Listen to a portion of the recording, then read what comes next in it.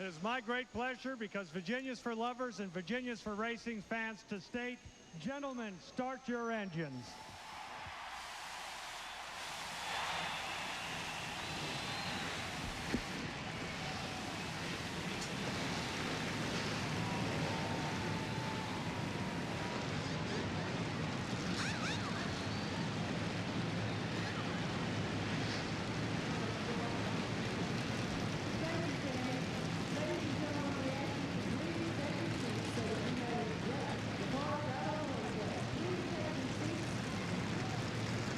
Richmond International Raceway. Command has been given. Engines are fired. I imagine we'll take some preliminary laps here. Make sure this track is really race ready before we turn them loose, Joe. Yeah, and it's looking good. I tell you, there's a whole lot of gray out there. I think it's going to take a few less pace laps than we all anticipated. I think we're going to be green flag racing in the very near future. So there you see the field, and where our in-car cameras for tonight. We'll have Jeff Bodine giving you some great pictures out of car number 7 as he looks for his 3rd win of the season. Rusty Wallace being out back here. Rusty Wallace getting ready for his go. And Mark Martin trying to win his 2nd race of the season.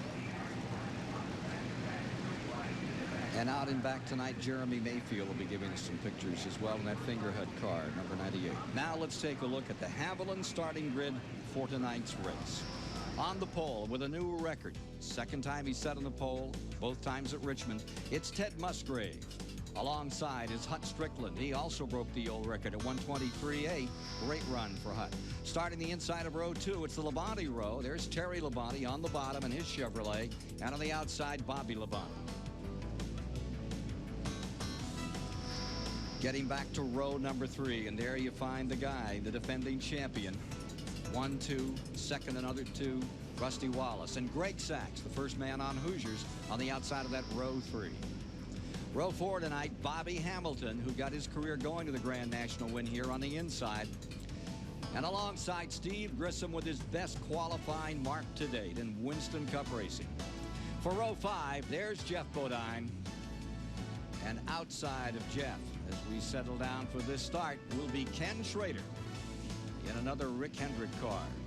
Row 6 tonight is Rick Mast. Alongside is Dale Earnhardt. Row 7, Jeff Gordon's there with Mark Martin. Getting into row 8, there you find Ward Burton and Todd Bodine. Row 9 for tonight, Kenny Wallace and Derek Cope. In row 10 is John Andretti, and he's in that Richard Petty car again tonight, as he will be at Dover next week. Michael Waltrip there too. Marlin and Spencer in the row 11 area. Row 12 for tonight, it's Marcus and Jarrett. Row 13, Petty and Bodine. The field gets ready to roll. Row 14 is Mike Wallace and Darrell Waltrip. Row 15, Morgan Shepherd, and Harry Gant has had to go to a backup car. He crashed earlier today, so he'll take the backup automobile to the back of the field. Dick Trickle and Joe Nemechek are in row 16. Row 17 is Ricky Rudd, and Loy Allen makes his first start on a short track this evening here at Richmond. So row 18 for tonight is Jeff Green, and there's Jeremy Mayfield. And row 19 is Lake Speed and Bill Elliott. That's a provisional start for Elliott. He gets it as a former Winston Cup champion. We'll be back to show you the start in a moment. Stay with us at Richmond International Raceway for the Miller Genuine Draft 400. 72,000 looking over the Richmond International Raceway. Sold out for months. Everybody wants to get into this racetrack, and for good reason.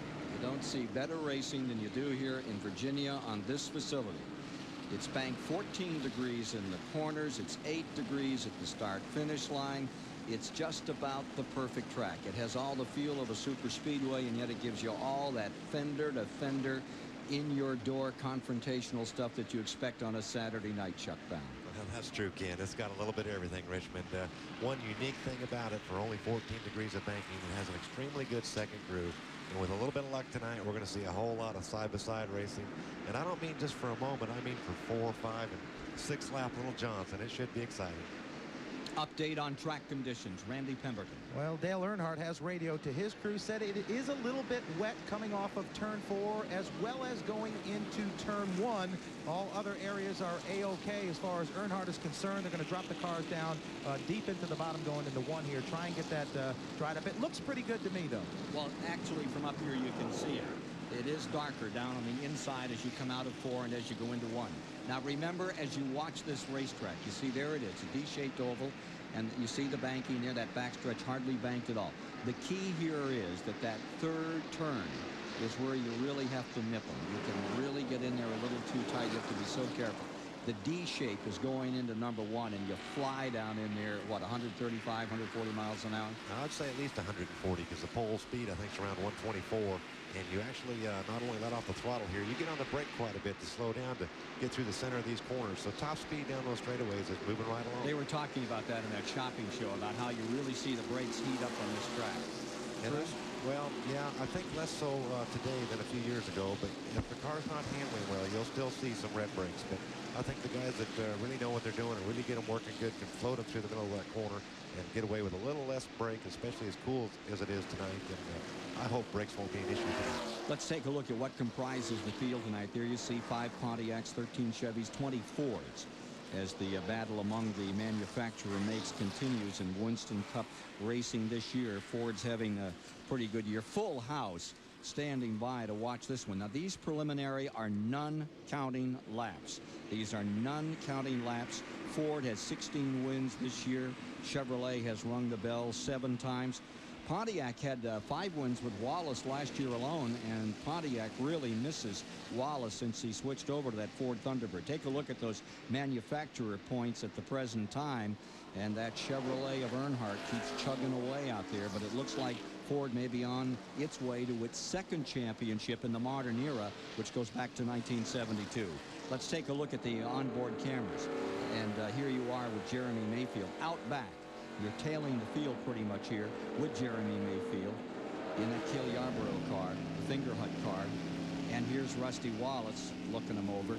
Remember, he is on the inside of row 3, 5th position. Outside of him is Greg Sachs. Here's Mark Martin settling down. They say 5 laps before they turn them loose tonight. Mark Martin back in 14th position. And there's Jeff Bodine ready to go, looking for win number 3 from the 9th starting position. He too on Hoosier tires. Well, yeah, it's going to be an interesting race to see between Goodyear and Hoosier, again, like it has been every week. Hoosier's really been doing their homework and catching up and making Goodyear work hard, but Goodyear still has the numbers out there. There's no question about that. Now let's talk about the man on the pole for just a moment, Ted Musgrave. Musgrave in that car has had his best finish of a second. He's on the pole at 124.052. The only thing that ever went faster was Bob Stefanik in a modified at about 125. But you can be sure Musgrave will be on the throttle in a moment. Musgrave, Strickland, front row, the Bobby brothers coming down in row 2. Wallace and Sachs, row 3. Hamilton squares off against Grissom, row 4. Bodine and Schrader, row 5. We have green.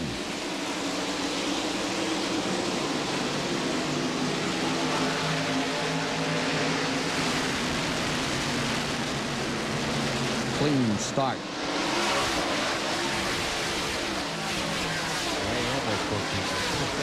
Everybody's going straight. There was a bit of a slow up in the back.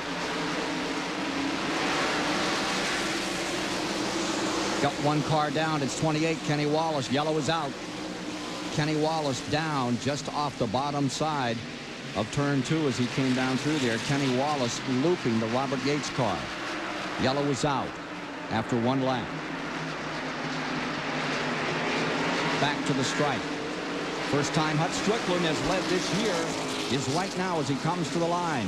In fact, the last time that Hut Strickland led, that was June '93 back at Michigan. Hut Strickland out in front with the Travis Carter car as we go to caution for car number 28.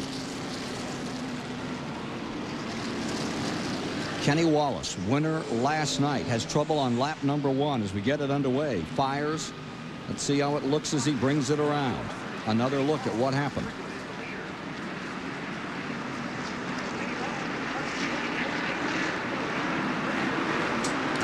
He's already around. We kind of I'm not sure what happened. It looked like they jammed up at the very back of the pack, and from here I couldn't see that the 28 car was turned around. I didn't even realize it. I'm sure he went down a lap. That's going to be a tough day for Kenny. It's going to be hard to make that lap up in this league. We'll check and see if he's gone down a lap on car 28.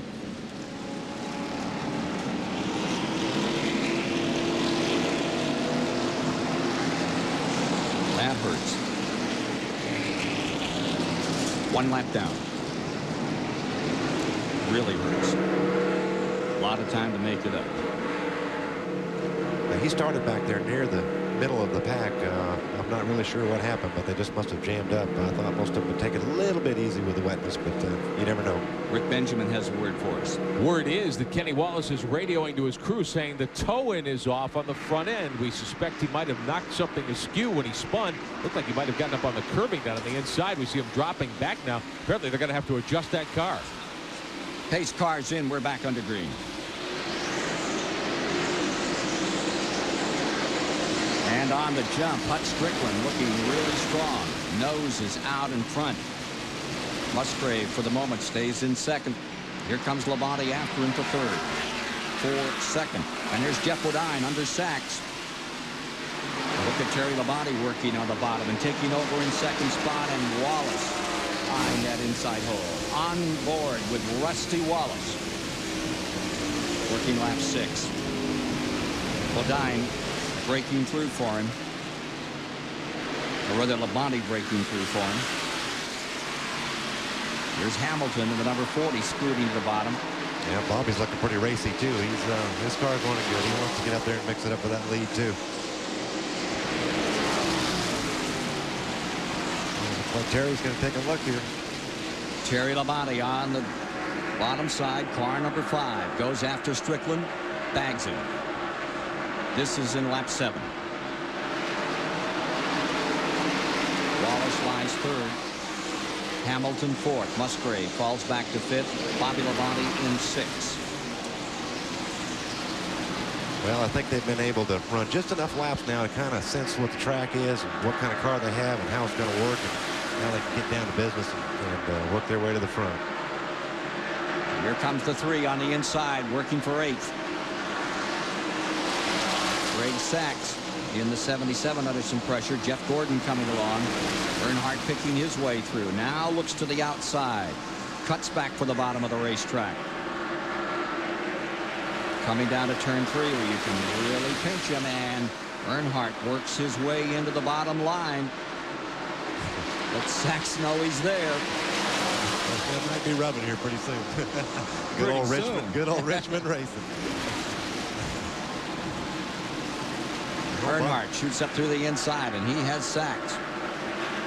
Here's a battle for 4th. Hamilton under Wallace. Wallace, who's won this race the last 2 times and had second in that Pontiac Excitement 400 in the spring. Still even. Look at Hamilton. He had to take an extra cut going into turn number 1. They were definitely doing a little wiggling entering the first turn there. They're going at it pretty hard for so early in the race. 140 miles an hour down into that first turn of this 3/4 mile track. Richmond International Raceway. Race delayed an hour and a half by rain. Now underway. Battle is up here. It's car number 23, Strickland, in second place. Bobby Hamilton trying to chase him down in the number 40. And Wallace right there with him. Bobby's making a move. He's in that second position, it looks like. And then we'll see if he can do anything with Terry Labonte. He's definitely running fast right now. Boy, Bobby Hamilton. Remember he won that Grand National race back here in '91? Yeah, it really sure. got his career underway. You raced against him. Yeah, I was one of them he beat. I remember that well. Hamilton on Hoosiers and looking good. Here's Rusty Wallace getting around Strickland.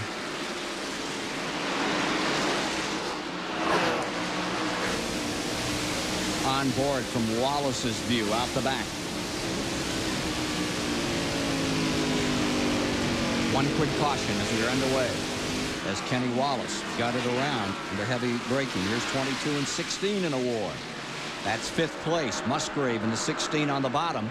And trying the high side is Bobby Labonte. It's not taking very long to move to the outside and see what they can do out there. And it looks like it's going to come in pretty fast as it Up usually from does 9th here at Richmond. comes Jeff Bodine. He's in 7th with car number 7. And right behind him from 12 comes Earnhardt. Boy, look at this jam session. Talk about some tight racing. Jeff Gordon wants to mix it up. Rick Mast is in there, the pole sitter at Indianapolis this year. It all started out as a battle for 5th between two guys, Musgrave and Labonte. They collected some friends. I think what happens, the front two cars got to running side by side. They lose just about 2/10 a lap. That's not much, but it lets all those others reel them right in and get right in the thick of it and put on a good show. This battle, 0.3 of a second back from the leader. Leader continues to be Terry Labonte. Lap 15 complete. And look at this picture. As you see, on the outside, Jeff Gordon carefully deploying that 24 and moving through the field. Gets up on the 7 car. Trying to get around him on the outside as they come down into turn number 1. Almost 3 wide. Bobby Labonte looking good in the 22. Jeff Gordon goes high. Here comes Earnhardt. Found that hole on the inside. And that was a good little camera angle there. Nice little block by Gordon. Doing what he has to do to stay up there. Knows he has Earnhardt behind him. He tries to contain him. From Bodine. Looking over. This is still that 5th place squabble.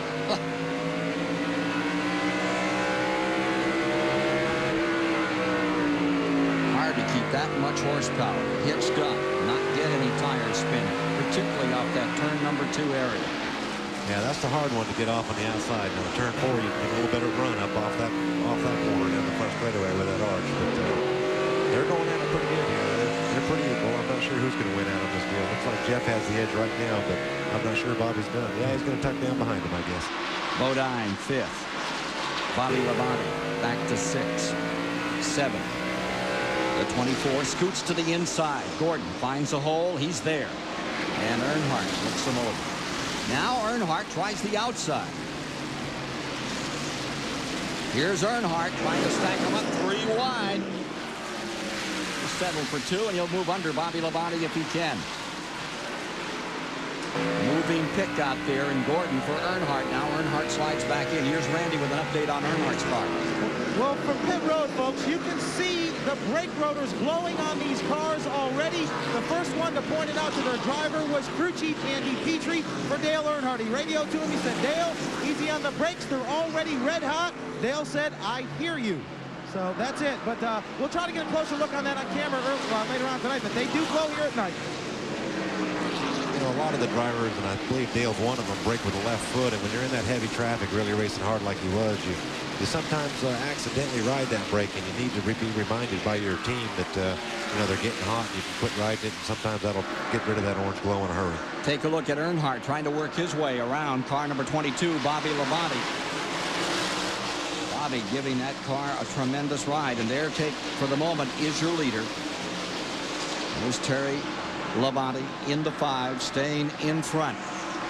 This is lap 24 complete, coming to the stripe. And there you see the 2nd place man. That's Bobby Hamilton.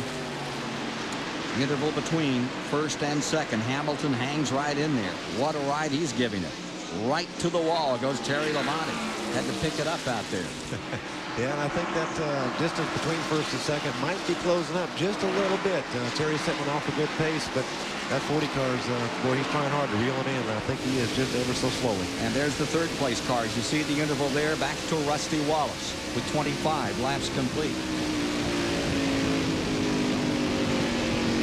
Boy, he really has to square that car up. Look at Bill Elliott coming up through. Remember, he started last tonight, and he's up to 26th position working on Ricky Rudd in car number 10. I'm pretty impressed with that run. His car must be working pretty good. That's hard to do here in Richmond. Those other cars are pretty fast too, but Bill's giving him a good ride tonight. An hour ago, we told you that Bill Elliott had some sort of an eye infection. Had an effect not only on his eye, but it swelled up the side of his head. His vision is not impaired. But Tommy Houston tried to qualify the car, had no luck, and he had to take a provisional start. Elliott in the back of the field tonight. Look at Rick Mast down to the bottom. He's scooting up through. Works his way into 8th. Bobby Labonte back there in 9th. There you see Mark Martin right with him in 10th. And Mark Martin goes to the inside in that Ford. Couple more, another lap to 30 on board with Mark Martin. Looks at Bobby Labonte, tries to hook it up to get underneath. He's wanting by. You know, everybody. I don't know if Bobby's starting to fade just a little bit. Maybe his car's not quite exactly what he wanted it to be when the race started, but there's a long way to go with these pit stops, and everybody will be able to make some adjustments. And I would imagine that first pit stop, a lot of them will be making adjustments because they're guessing what they're going to need today. Get an update on Kyle Petty's number 42 from Rick Benjamin. Ken, it sounds like there's problems in the 42 automobile tonight. Kyle has told his crew he's lost an oil pump belt. At least he thinks that's what's wrong with the car. Looks like he's going to be heading pitward in just a moment. We're told now he's headed to the back garage area with the 42 with the mellow yellow Pontiac. So Kyle Petty out of the action, at least at the moment. Got one car in the wall, and it's torn off a tire, I believe, on car number 98. Jeremy Mayfield. Jeremy Mayfield, who started out back, has hit the wall, and he punched it hard. Jeremy Mayfield slamming into the third turn wall. Second caution tonight. This is at lap 31.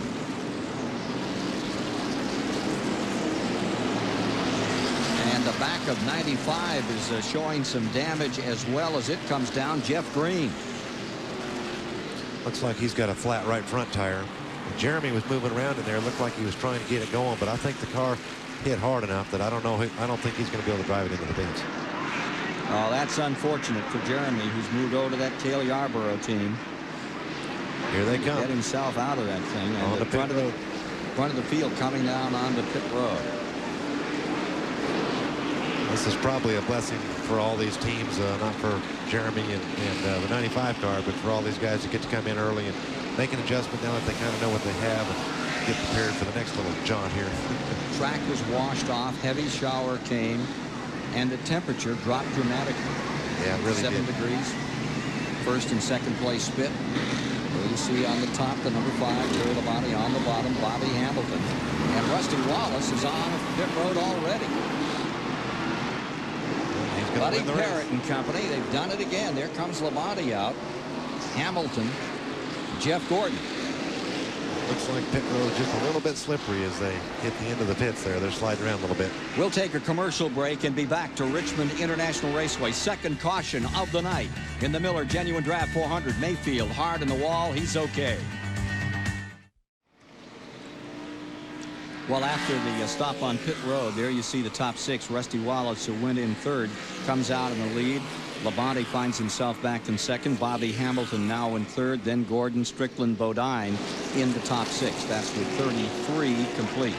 And we can give you a bit of a replay as to what happened to Jeremy Mayfield. It was just the end of it as he gets a big piece of the wall in car number 98.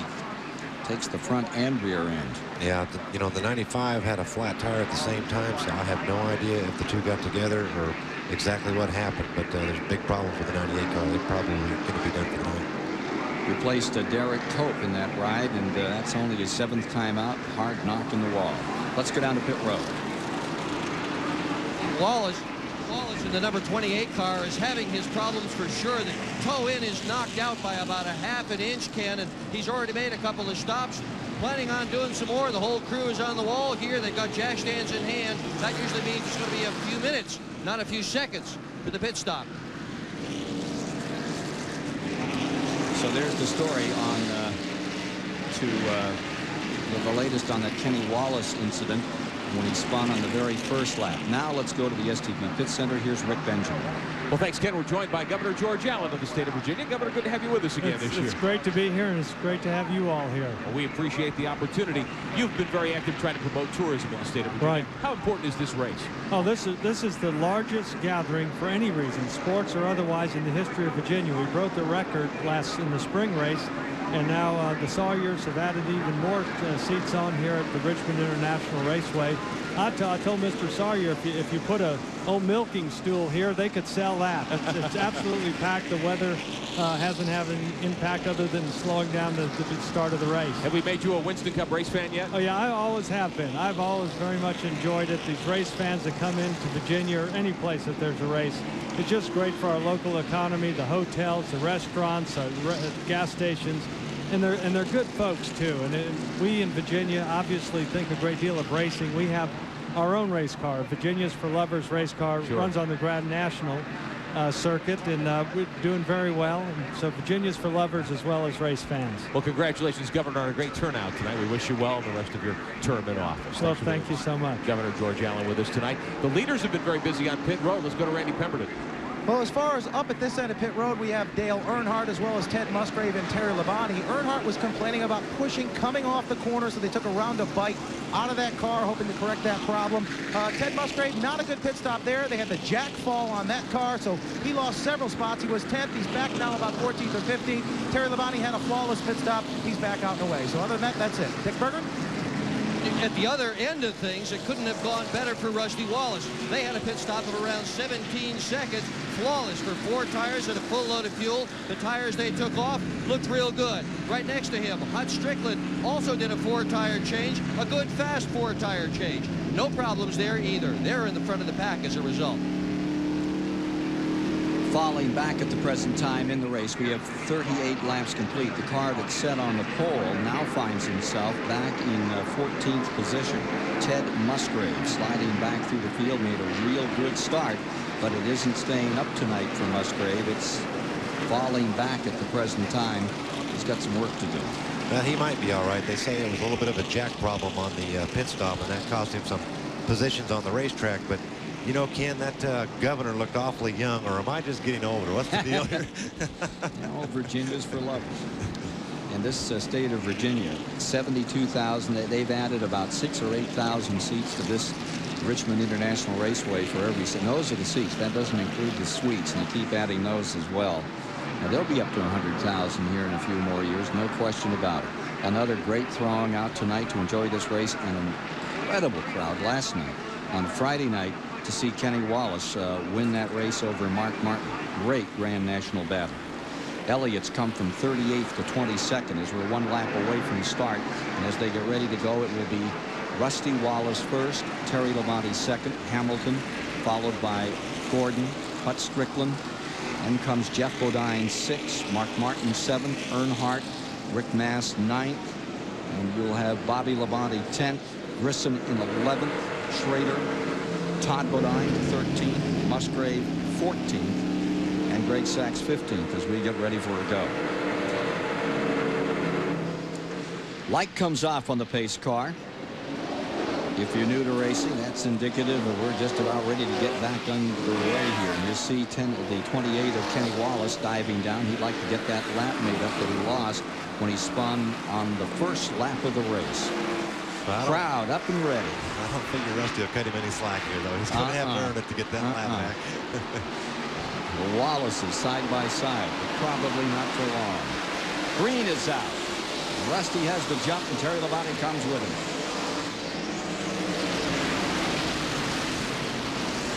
Green coming back out at 41. Bobby Hamilton doing a good job on that number 40. And look at Mark Martin making up time. Earnhardt right with him. Down to the inside comes Jeff Bodine. Puts it right and stay dry on the bottom of the track as he tries to find a little running room. Here comes Earnhardt. Got it.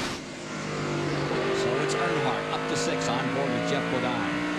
Trying to counter Dale Earnhardt.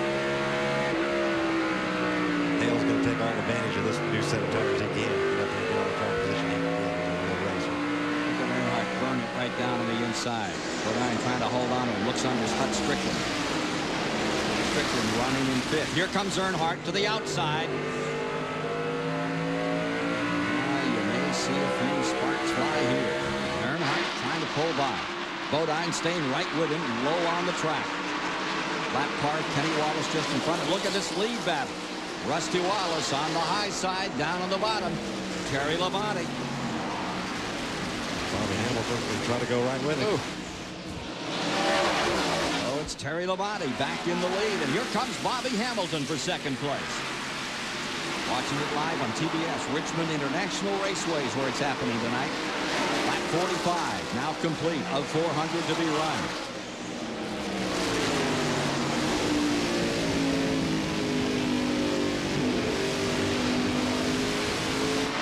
As we watch Bobby Hamilton try to hang on and chase down Terry Labonte, who's run up front. Word is that on that pit stop, the Hoosier tires they took off the car were blistered. He's got new skins. He's going for the lead.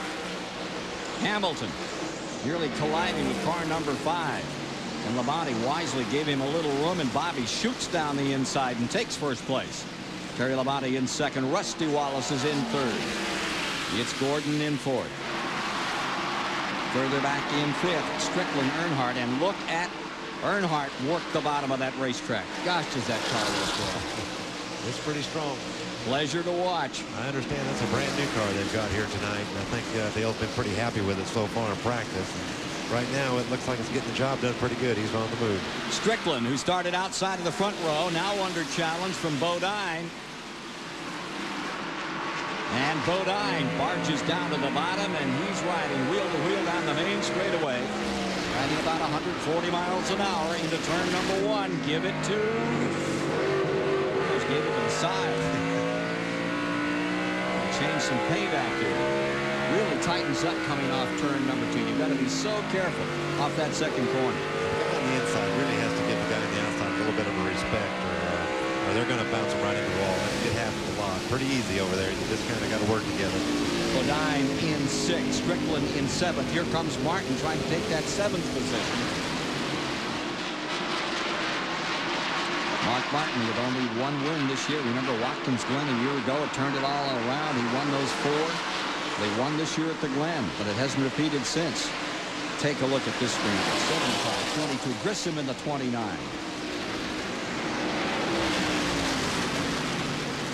Take a look at the Napa field standings early in the going. We've completed 50 on the track for you.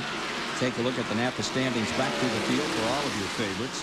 As Grissom in the 29 pulls up on Bobby Labonte in 22. If you're new to racing, this kid Grissom out of Gadsden, Alabama, did a grand job in Grand National a year ago. He's moved up into Winston Cup in 4 races this year of the 23 that have been running prior to tonight. He's been the top rookie finisher. Now look at Brett Bodine in the 26 fighting with pole sitter Musgrave. Man at 7 to pull. Back again. Mark Martin and Strickland in another war.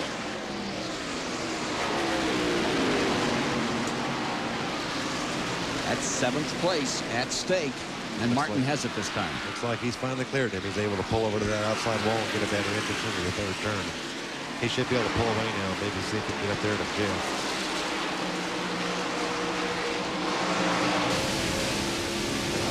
Earnhardt's trying to reel in that first group of cars. It should be getting pretty interesting for the lead here pretty quick, I hope. Up in front, Bobby Hamilton shows the way. Coming around for 54. Here is your leader, Hamilton, followed by Labonte, and you can see just behind Jeff Gordon in 4th. Here comes Earnhardt. As you said, Jeff, you're trailing those guys in. Bobby Hamilton stays first. Best career finish was in 91. He had a 6 at Rockingham back when he was a rookie campaigner in Winston Racing. So the front 5 gather it up. Here's 17 and 10 at it another time. Waltrip on the outside of Ricky Rudd. 19th position there. Earnhardt moving ever closer up in front on Gordon at this time as we watch this battle a little further back. And you see just behind them, number 11. Here's Elliott from 38. He's up to 21st. He's steadily picking them off. Ricky Rudd, number 10, wanted to do well tonight for Landon Lee. Landon's 3 weeks old now. He took the green flag at 8 pounds 3 ounces. Landon's home watching tonight. Didn't feel he wanted to go to the show. He's catching it on WTV. That's right. Congratulations to 2 wonderful people, Ricky Rudd and Landon Lee. Here's Ricky down to the bottom. He will not let go of Waltrip.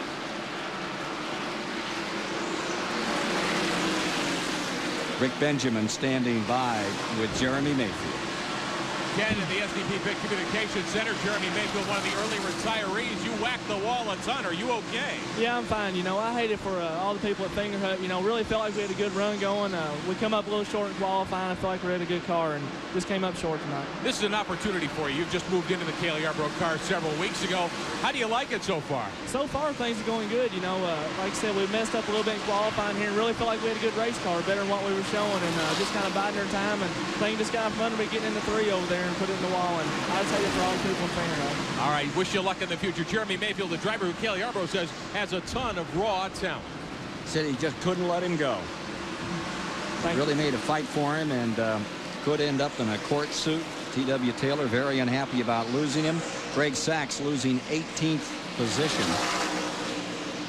Sliding back as Waltrip takes the high side and Ricky Rudd comes with him. And Elliott looking him over. What a run Elliott's made from the rear in the Junior Johnson car.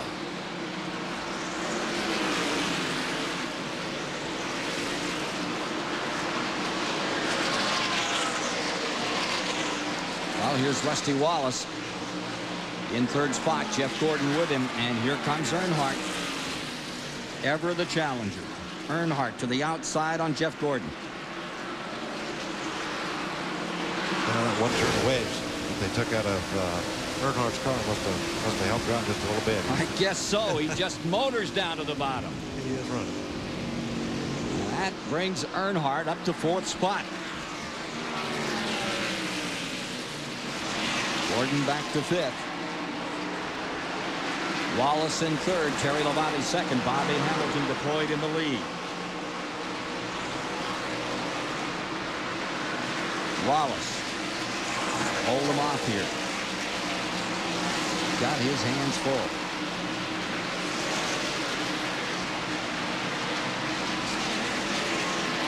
Rusty Wallace. Is Earnhardt laying back? No, he's not cruising. He's running hard. He's running as hard as he can get those Chevrolet to run. How hard are you running your car? I'm running as hard as I get that Ford to run. I guess they're running hard. Here's Earnhardt. Is there any other way to do it? No other way. Take a look at this as Grissom works his way. He's in 13th. Bodine, Labonte.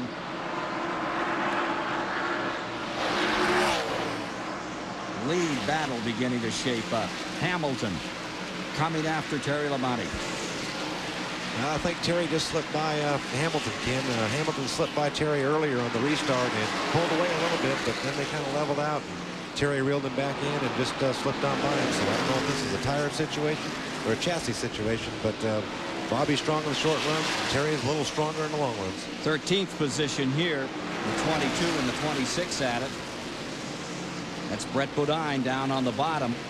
Musgrave mustering some more power and getting back into this scrap. Remember, he's fallen back from the pole. And the 43's getting up into this one.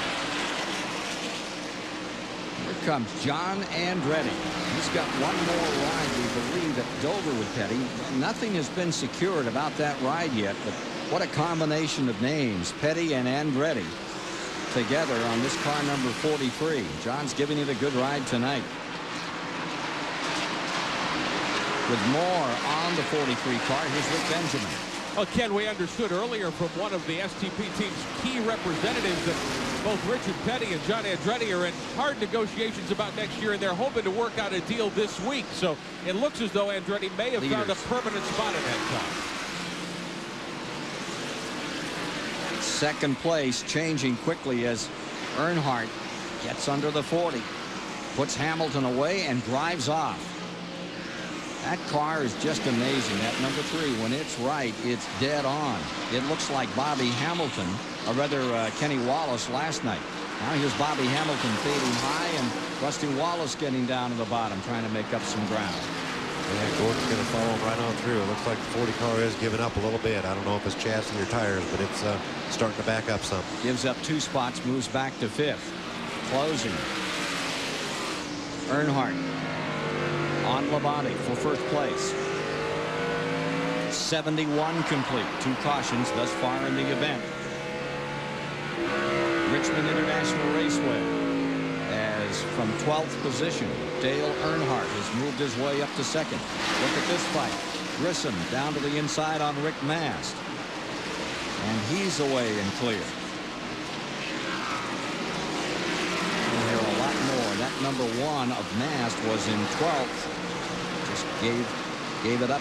Grissom moving in, and here's 75 right in front of him. Todd Bodine. Yeah, it looks like Terry Labonte's finally caught the rear end of the field. He's starting to have to lap some cars. It took a long time. These cars just aren't running that much different speeds. There's Bobby Hamilton coming in off the pace. I guess you call that one right, Chuck. Yeah, I believe he's going to be looking for some tires. Didn't we hear Dick or Randy talk about a blister tire on that first little short run that we had? Boy, that could be a long night if that's the case. And Michael Waltrip, who's been running 29th, he's pitted at about the same time and come back on the track. Michael Waltrip in. This is at lap 73. Here's Randy. Well, absolutely 4 tires. We documented the fact that he had blistered tires on the very first pit stop. He's run just about 35 laps. The right side tires already on. The jack goes around to the left side. It has been a concern all season long. Jeff Bodine has been able to make the Hoosiers work. Nobody else has been able to make them work consistently. And he's down in the way on the 40 car. 20.9. Not a bad pit stop, but he is a lap down at least. So Kenny Wallace a lap down, and now Bobby Hamilton suffers the same fate. Labonte and Earnhardt squaring off up front. 75 laps complete. You know, Rusty was fortunate enough to have a super fast pit stop, and he already got to lead this race and get his bonus points. And I'm sure Dale's probably looking for those 5 more points. You know, he's looking for Terry. But he's got his work cut out. Terry's running pretty good. Number 30 with new rubber on, trying to go up and challenge. Takes a very high line. Whoops. I'm not sure if he just got in a little hard there, got up into the marbles, and it just kind of went for a long slide. I'm sure he'll get the right front tire cleaned off and come back to running fast here in a minute. But that didn't work too good down there. That's a deep breath. He's still got a handful. He had to take a couple of chops up there in turns 3 and 4. Yeah, once you take a line up there in the debris on the racetrack, it coats the tire pretty good, where it takes about a lap to get it cleaned off at full speed. So I think he'll be okay now. Well, it's still darting a little for him out there. Michael Waltrip is down 2 laps. And here's Darrell Waltrip in the 17, still looking strong as he continues to mosey on up through the field. He has just passed the 1 car and taken over in 16th position.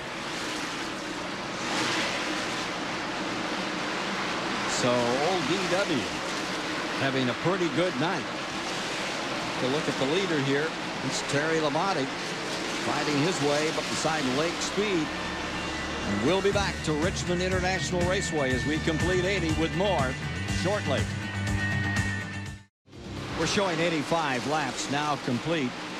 Here you see Terry Labonte still leading as he puts a lap on Joe Nemechek. Earnhardt runs in 2nd place just behind him.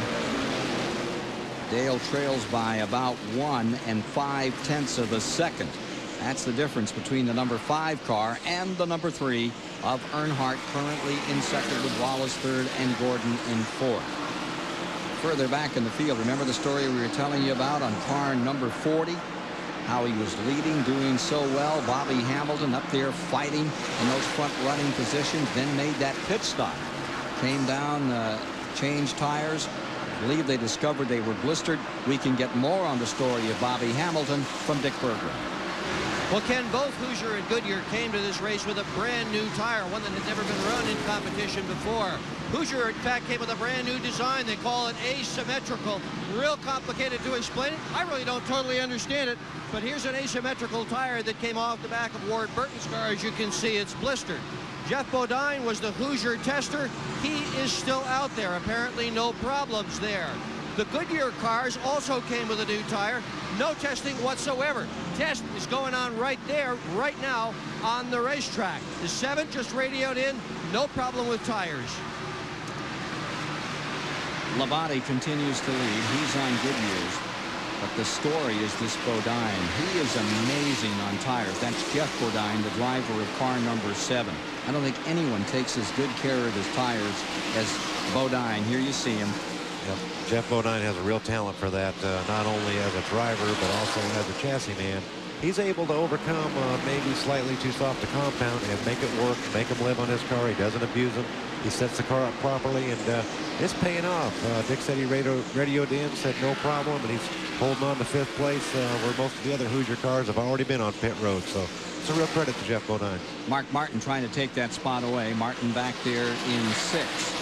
Is it almost a natural instinct thing to be able to take care of tires like Bodine does? I think it's a lot of short track experience over the years. A lot of times you get to pick whatever tire you want to run, and some of them are much softer than others. And if you can figure out how to make those soft gun balls live, you can win a lot of races a little bit easier. And I think Jeff has some of that experience down deep in his basket.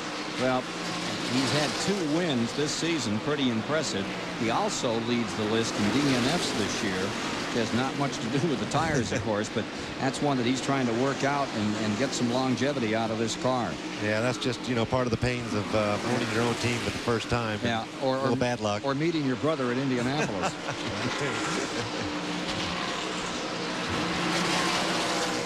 Mark Martin back to the inside. We'll take another look through the field for you.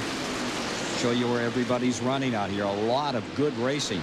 Just joining us, hour and a half rain delay. So we started a little bit late tonight, but we're getting a great race at Richmond International Raceway. Sold out for months, 72,000 seats. They could have easily sold another 15 to 20,000 for tonight's program. They keep adding them, and folks keep showing up. Set through the rain, had a good time, came out here, seeing a good race. As you see Martin pulling away from Jeff Bodine. Mark Martin finds himself 5th. Relegates Bodine back to 6th. Mark Martin. Sometimes the conversation is about what happens in these tire wars and who suffers the most. What about the tire war? Nobody is more opinionated about it than this man right here. Mark Martin in car number 6 has stated his case several times. You haven't caught up with it. Take a listen. Safety suffers when you race tires. Common sense will tell you, if a man's building a race tire and somebody else builds one faster, the man that's building this tire has got to do something. And when he's got to do something, sometimes you get into some territory that you're not completely and totally familiar with that you think will be fine and isn't. You shouldn't be racing tires. You shouldn't be making war with tires is how I've always felt. Only people that get hurt in the tire war are drivers. They're no fun when you're a race car driver, that's for sure. But it's awful hard to tell somebody, hey, you shouldn't be here, or you're not supposed to be here, because this is America. Make them as hard as hockey pucks and put all you guys out there and make you fight on equal stuff. I like that kind of race. Here's Mark Martin in car number 6, staying 5th on the field. Trying to close in a bit here. He looks pretty smooth on that steering wheel. He's not having to work it too often.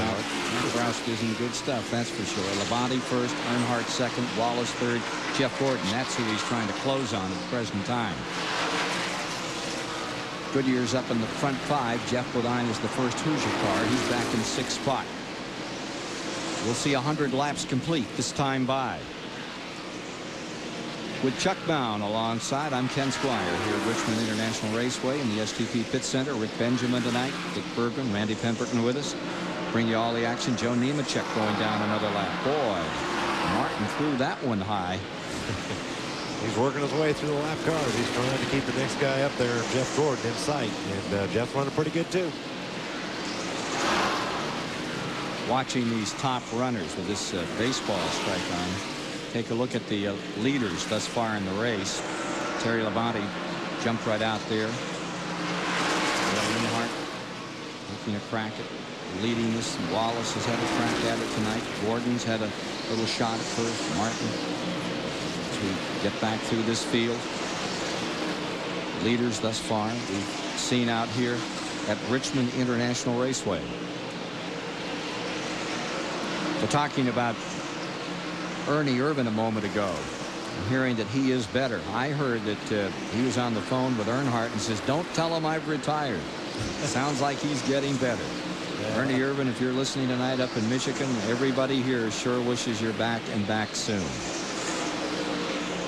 Here's the interval between first and second, Labonte and Earnhardt. You know, Chuck, one of the things that has impressed me most about Winston Cup racing this year, I saw at Pocono, Pennsylvania. And when you hear all this story about these baseball players going on strike, first I'd like to see them out there with placards in front of the stadium or something. But these guys, Earnhardt, this man right here, 2 hours before they're going to go out and put their life right on the line, he's signing autographs. He's standing in the back of the NASCAR trailer with a line of people 300 deep. There's Rusty Wallace in the back of his, and there was Ernie Irvan. And some fan came up and gave Ernie Irvan such a hard time that they had to get an officer to take the guy away, and Ernie Irvan stayed there and kept on signing autographs. I defy you to find that in baseball.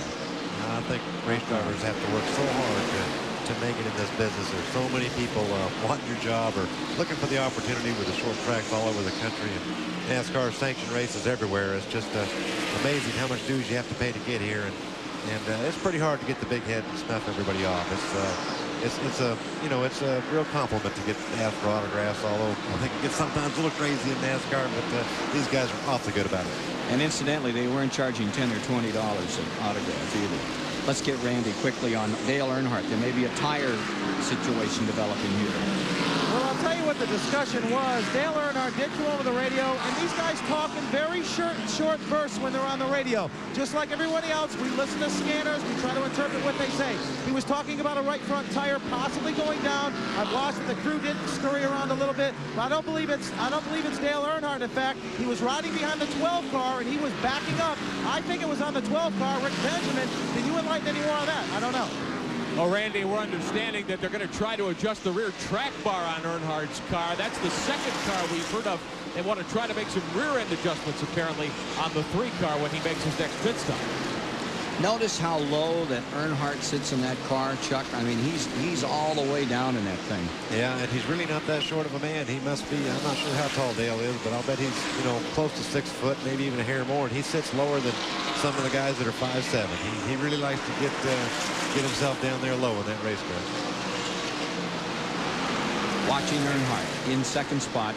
Labonte stays up in the lead. Rusty Wallace maintaining third. They're showing with Dale, if he really does want to move that pan-hard bar, and if it's holding the car up that much, boy, the field might be in trouble. If he's that far off, he could still sit out there and run second.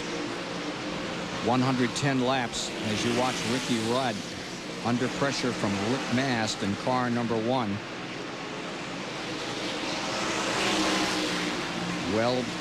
Well back on the field, the 10 car. He has not had a good night tonight. Trying to get that one to work, and they went back right to fundamentals. They were running very well, and they got here and then backed up. Now here's a battle for 19th position as you watch Sterling Marlin and Musgrave. Musgrave was the pole sitter if you're just joining us. And at lap 110, he finds himself struggling to stay in the top 20. And we just saw a glimpse of Terry Labonte up in front of those guys, so he has put both of them down a lap already. He's really setting a heck of a pace. And that's too bad for the pole sitter to be down a lap. From the high side, you see the second place car. Earnhardt closing in to put Musgrave a lap down and go look for the former Daytona 500 winner Sterling Marlin. More from the Miller Genuine Draft 400 after this. We're back looking at the top 6, and Ricky Rudd, who started in 33rd, now up in 6th spot. And we told you they went right back. They lost dramatically. They qualified poorly and brought themselves back to where they're running right now. The Raybestos aerial camera providing these exciting shots of tonight's race. Raybestos Brakes, the best in brakes, giving you these great pictures. Take a look here at Bobby Labonte as he gets into it out here with the 32. That scramble's been going on for the past 3 or 4 laps. And they've got the leader right behind them, and they're all trying to stay in the lead lap, and they're really they're running hard as they can right now. They don't want to go a lap down, but the pace Terry's setting, it's going to be tough to stop it. Dick Trickle in the black, yellow numeral number 32, and there you see the 31 of Ward Burton in there. Ward's a little further back. He's being shown a lap or two down. Yeah, Ward's running pretty good, but he's made some green flag pit stops for new tires, so he's a little bit behind, but his car's pretty fast. Trickle is currently in 13th position. Here you can see the leader. 120 up on the docket for car number 5. Terry Labonte staying first. Earnhardt in that second position. Now there's Earnhardt, and right with him comes Wallace. They make the dive under Kenny Wallace in car number 90 in that Heilig Myers car. Well, Rusty broke it loose just a little bit coming off the 4th turn there. He's driving that thing hard. Had a couple of cautions. Just joined us. Jeremy Mayfield socked the wall pretty hard in turn number 3. Kenny Wallace spun in the first lap. Some heavy braking going down into turn number 1. He got caught up in it. Ended up on the bottom of the racetrack. These cars are about 2 9/10 of a second away from the leader. Wallace to the inside. This is what they wanted to see. 72,000 come to their feet as Wallace on the inside and Earnhardt on the outside get at it.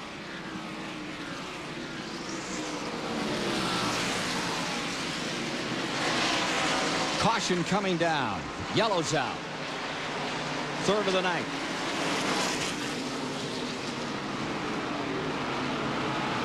Give you the for why in a moment. Guess what? Guess what? What? Somebody lost a screwdriver on the racetrack. No wonder I don't see it. I was looking around. I said, my gosh, there's nobody in the wall anywhere. No, there's a screwdriver out there. Well, that was a big break for a few of them, but I tell you, a lot of good cars just went a lap down in the last 15 or 20 laps. Terry was really running. Yeah, he ran down, among others, Bill Elliott, who's been having a good run. Elliott's up to 16th from 38th position. Leaders are all in here. See that front trio? Labonte, Earnhardt, Wallace, all pulling down pit road. Gordon comes in. Martin, Schrader, Brett Bodine. He's had a good night thus far. Came up to 10th for a while. Here's Dick Burke. It is very hot in the pits right now. Mark Martin is pitting. They're all going to take 4 tires and all the fuel they can put into these cars. Martin, right side tires on. Gordon's a little bit ahead of him with the left side tires on. Rusty Wallace is ahead of everybody. That's no surprise. Wallace is out at 18.2. Gordon is out right behind him. And there goes the number 6 of Mark Martin. He is 3rd out in that rounds. Labonte beat him out, however. Yeah, Labonte was posted all the way on the end of pit road as his position to pit in, and he jumped out there at that stop of 18.7. Those stops by Buddy, Parrott and company make such a difference. The bad luck of the night on that was Hut Strickland. He pitted on the yellow just as it came out. Now he's lost 2 laps in the Travis Carter car. That's a tough break. So here you have that number 5, Terry Labonte. That's a stout run, and what a versatile driver Terry Labonte is. He's won on the super speedways. He was a Winston Cup champion. He had 5 super speedway wins. He's won on the short tracks, and of course he's very good on the road courses. Won a couple there. Great tire tester. And he's won this season, 1994. He's looking for another one. Looks like there's 13 cars came into the pits the first time by, the first time the pits opened. So I'd say we got 13 of them on the lead lap, still right in the thick of it. And some others are going to be trying to get back on that lead lap somehow, some way. Now this caution for the screwdriver on the track came out at lap 124. We are now working 125. We are now working the 127th lap. The folks at home kind of like to keep track of when those cautions happen. That's when it was. Brought it out for the 3rd time tonight. Everybody very much still in this race. We'll take a commercial break and get back with the program here in a moment.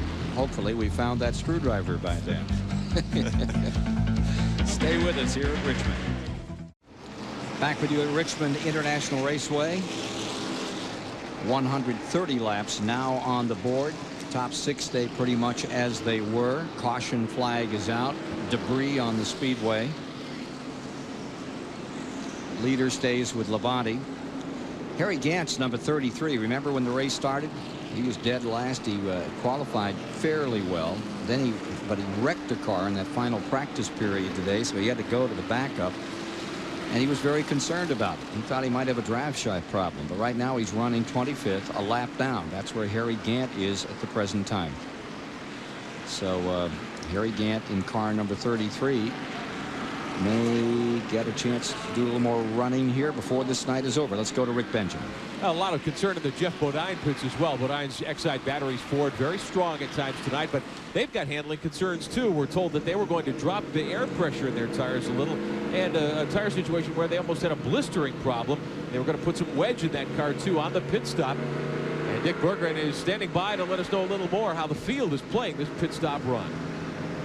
Well, I'll tell you, they are really doing some strategy down here on pit road tonight with two brands of tires, both having new tires. Everybody's trying to decide, is it smart to adjust the wedge on the car, or is it smart to adjust the pressure? And it seems as if absolutely everybody down here is experimenting, and they're all trying one thing or another. It seems, however, that most of the teams, the good teams, are able to go as many as 100 laps on the tires. Fuel could go just a tad further, but not much. That appears to be the green flag window, just about 100 laps. Just after we talked about Harry Gant, the number 33 was posted. They brought the car in. They've done some work to it, and now he's coming back on the track. Here's Randy. Well, just to update you on the pole sitter, Ted Musgrave, as far as his plate tonight, car absolutely way too tight. Crew Chief Robin Pemberton took a rubber out of the left rear on the last stop and went down a lap real quickly, just not up to speed. Ted's complaining about the car being a little tight. Robin said it is a lot tight, and they're going to try and loosen them up. You might be able to elaborate up there in the booth a little bit about the rubber in the right rear and what that does as far as spring rate, Chuck. Well, Randy, it just basically makes the right rear spring stiffer, and it just takes traction away from the right rear tire, which if the car is pushing and doesn't want to turn, putting rubber in that right rear spring will help. I don't know if it'll solve its problems, but it will help. Restart. Lap 133. See if any help comes to Terry Labonte here. Gets away clean. Nice break. Rusty Wallace in second with him. Gordon third. Earnhardt fourth. Martin fifth. Russ sixth. Brett Bodine up to seventh.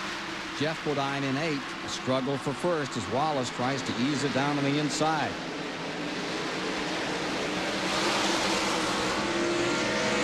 Riding with Rusty Wallace in second position. Closing in on the leader. And coming up out of the hole, that number 5 jumps to a 3-car length advantage. Gordon closes in on Wallace in that second spot.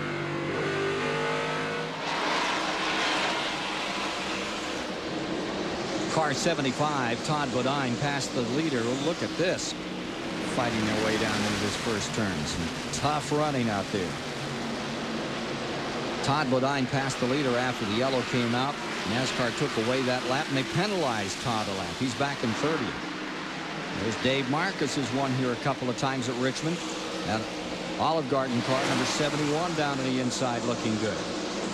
And from on high, as they squeeze them down into turns 1 and 2.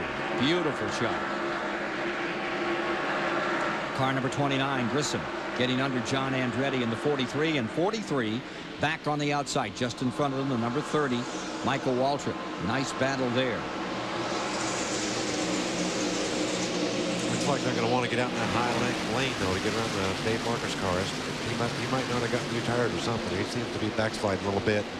The outside groove seems to be the one that's going, because Dave's holding up the inside just a little bit. And just behind this one is that 29 and 43. There's the 29.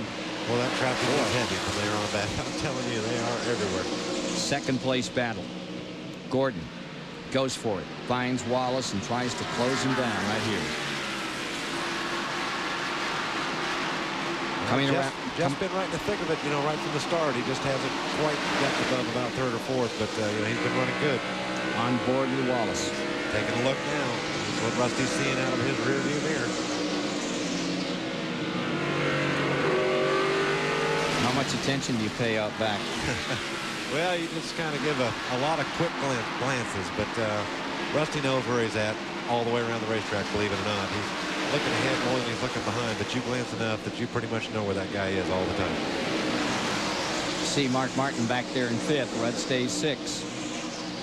Brett Bodine 7th, Todd Bodine 8th, Kenny Schrader is 9th, followed by Grissom, then John Andretti in 11th, and Darrell Waltrip is in 12th, and Dick Trickle in that number 32. They're in 13th and having a good night.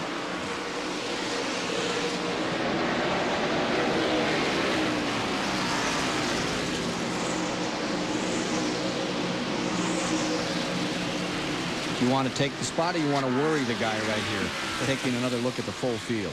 You're going to worry him all you can, but if you get a chance to take it, you're going to take it. You worry him so that you can take it. I think it's kind of the way it works. But Rusty is pretty hard to worry. He's been in that situation a million times. If his car will keep him there, he's going to stay right there. But I tell you, Terry Labonte's just inching away ever so slowly. He is really strong tonight. 41 looks like it's going up in smoke. Nemechek going down. That's not a pretty sight. I wonder if he got a tire. Yeah, that's tire smoke.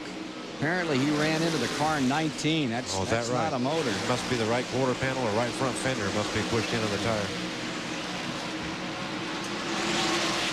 Now there are the Bodine boys almost together again, getting under Bobby Labonte. This ought to be interesting. You see the 26th and 7th, that's 7th and 8th spot, 7th, 8th, and 9th, including Bobby Labonte. And keep on keeping on with that number 11 car. 11 car is being shown. Elliott, a lap down in 15th. He's in the frame, but he is a lap down. Yeah, that last green flag long stretch there just caught him. Joe did have to come into pits, Nemechek, and I think they put some tires on it, pulled the fenders out, and he's headed back out to the racetrack. Brett Bodine gave just a little peek to his brother of that next spot. You've raced against your brother. How does that go? You ever get I spun him out too right here at Richmond. You did? I sure did. You know, racing's racing, I guess. You know, I didn't really mean to do it, but it happened, and it was a couple of years ago, and it really wasn't any problem. You know, we've raced since, and we'll race again, and some you know, year you'll talk to each other. Yeah, have you had paybacks in the family? Well, did you ever race against your dad and get in trouble?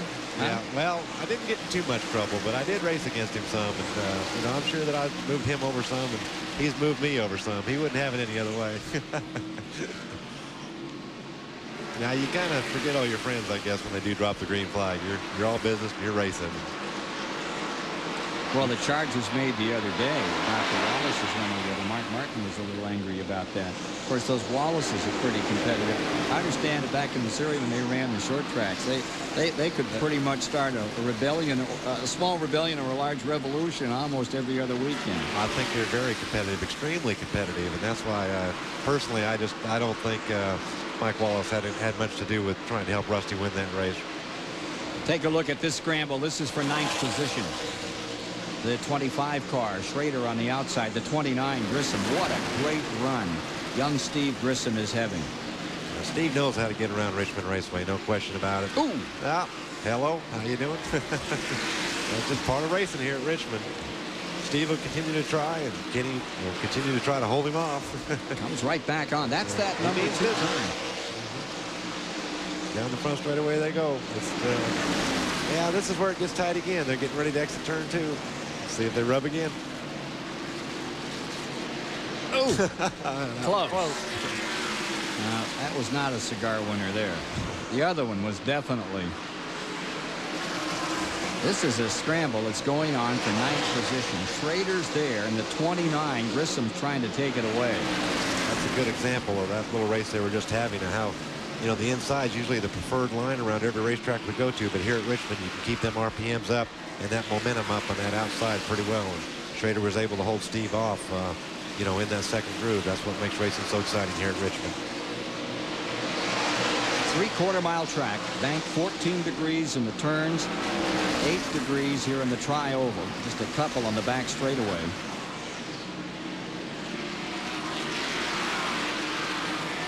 Give you a look at who's led what laps here in the race if you're just joining us as we get up toward lap 154 this time.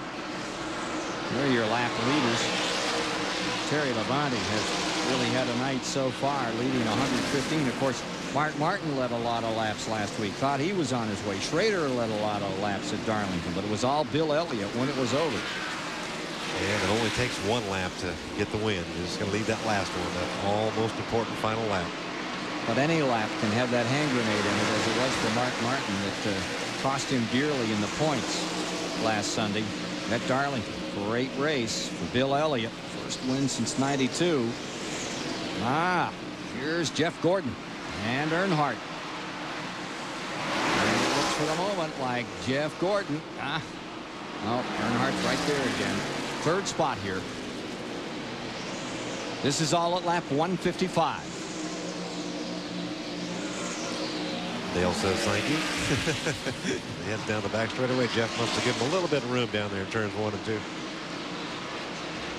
Is he as intimidating now as he has been called before?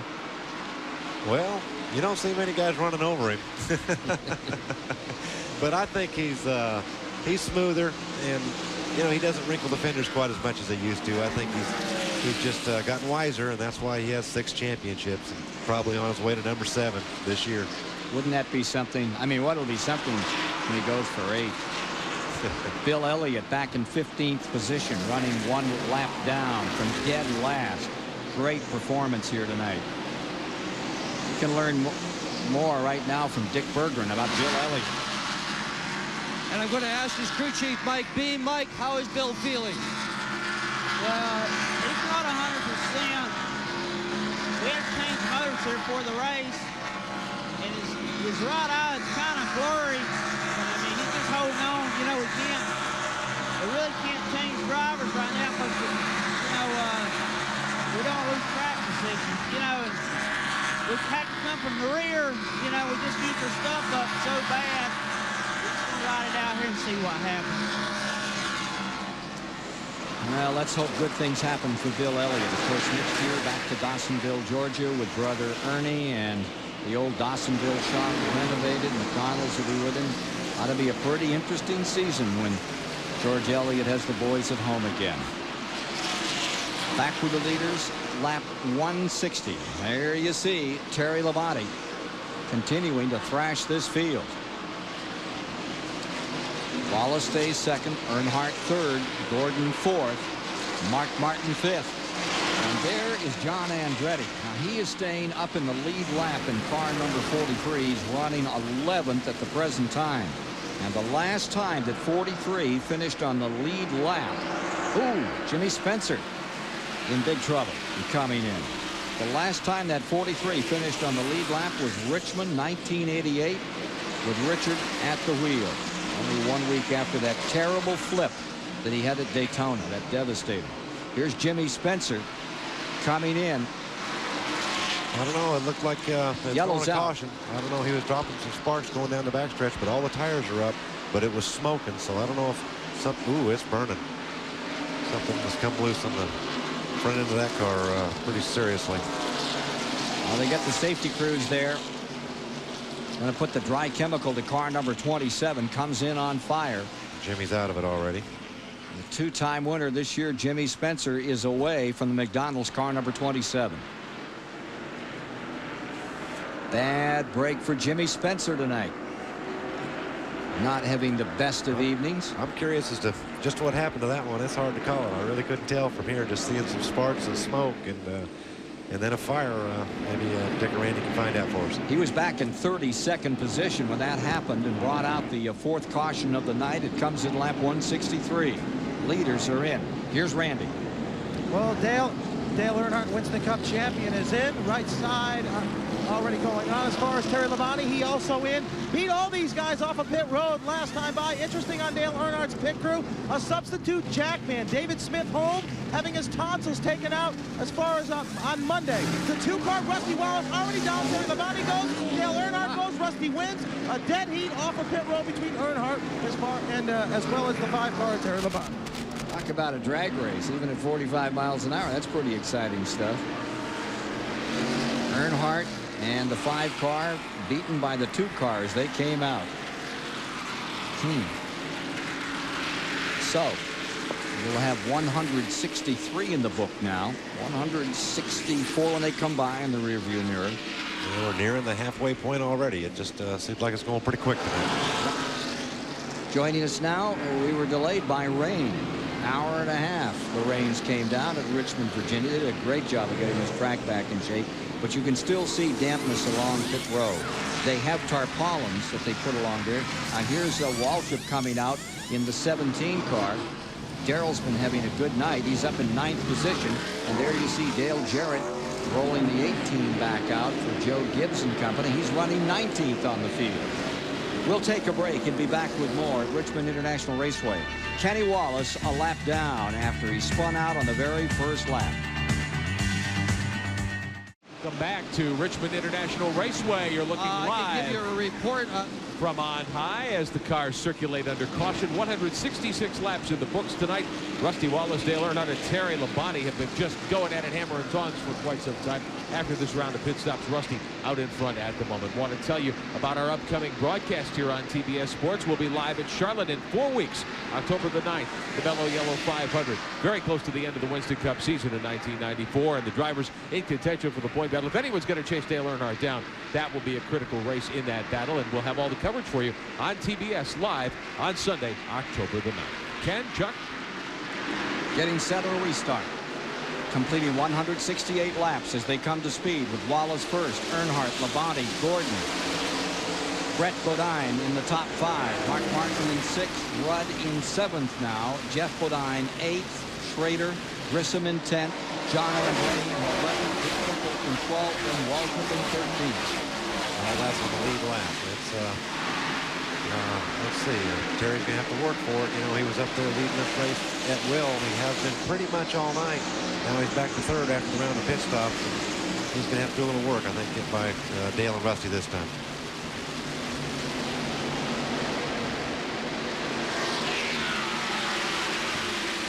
There's the 10 car up on the outside. Ricky Rudd, what a run he is having tonight. A lead battle developing. Terry go right around Dale Earnhardt on the outside. That's not easy to do. And he's heading for Rusty now. 2nd place at stake there. 2nd place as Wallace is drawn away by 4 or 5 car lengths.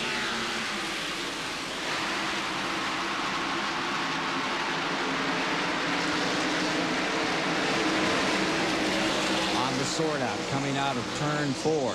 Still doubled up just behind these 4 or 5 leaders from Wallace's view. Well, Terry's car is really accelerating off the 2nd turn. He's really able to get that thing turned and get that throttle down, and it's just you can just see him pull away from Earnhardt about a car length each time they leave the 2nd turn. Now Ricky Rudd in the 10 car certainly up in contention tonight. This is the first time they brought that particular car out since Rudd won at New Hampshire with it back in July. Hoping for equally as good results tonight here at Richmond. And as I say, when they got here, that car was fast. It was capable of sitting up in the front row. And from the dog cam, hanging out the side. Boom! How about that for a little nudge? This battle for 7th position. Hutch Strickland down there going to give it a shot now. Remember 1984, after that terrible wreck at Daytona, he came in here with his eyes taped open. More trouble. Tire going down on Bobby Hamilton's car. Let's go down to the pits. Well, I don't believe that's the case, Ken. I think they were talking about a possible ignition box. It is not fired right now. The hood is up on the Kendall Pontiac. They are looking to possibly, well, they're going to take the air cleaner off. I thought they were going into the valve cover, but she shut down. Initially, I thought it was the ignition box, but it's not running. That's all we know right now. Okay, he's in. It's going to be lengthy. We were told he had a tire problem. Not the case.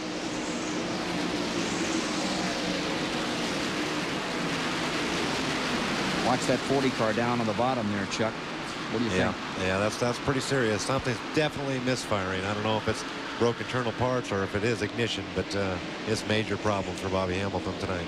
Earlier in the race, he had been one of the pace setters. He was running 31st when he got in trouble there.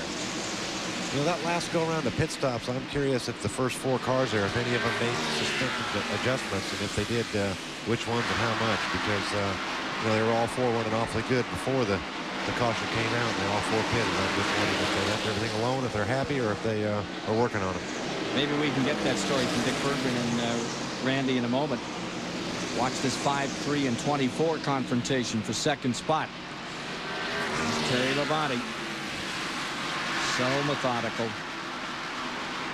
Just doesn't use a car up, but he gets everything that a car has to offer. Now look at the Petty car. Andretti, DW, and Grissom. Going in.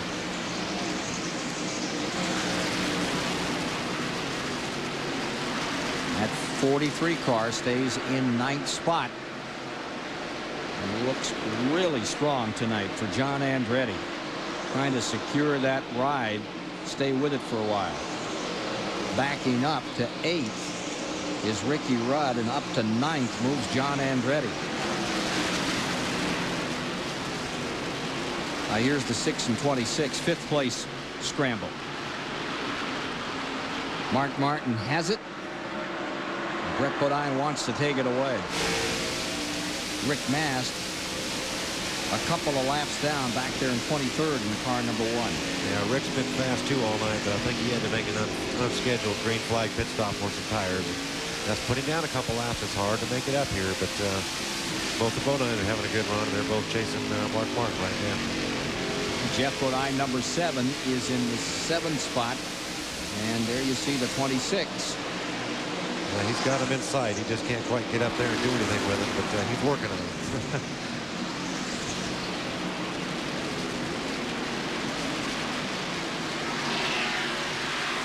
29 and 43 another time. Been a good war. And Grissom is going to win Takes this battle. Spot. Sure, they're both having an awful good night.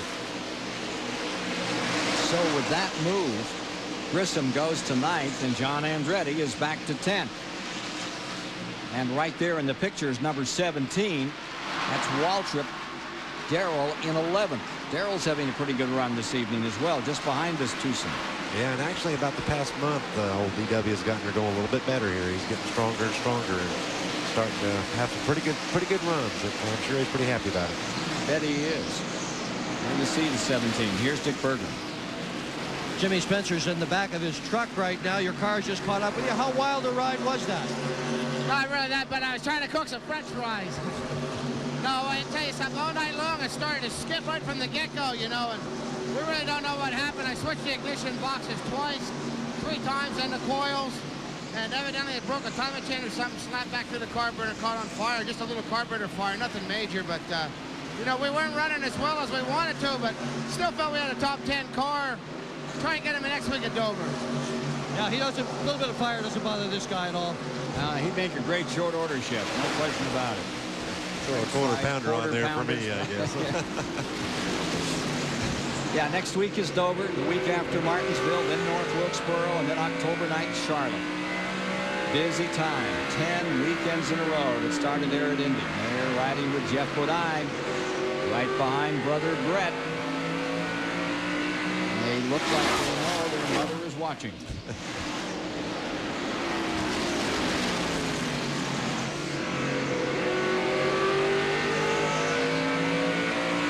Running order after 184 laps. Take you down through the field. The 31 up on the outside. That's Ward Burton.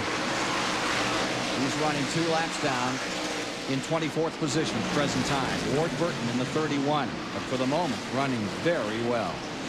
Yeah, I think he's again is only down from a green flag pit stop for tires, but his car's been pretty good tonight. And Mast in the number 1. Remember, he's running in 23rd.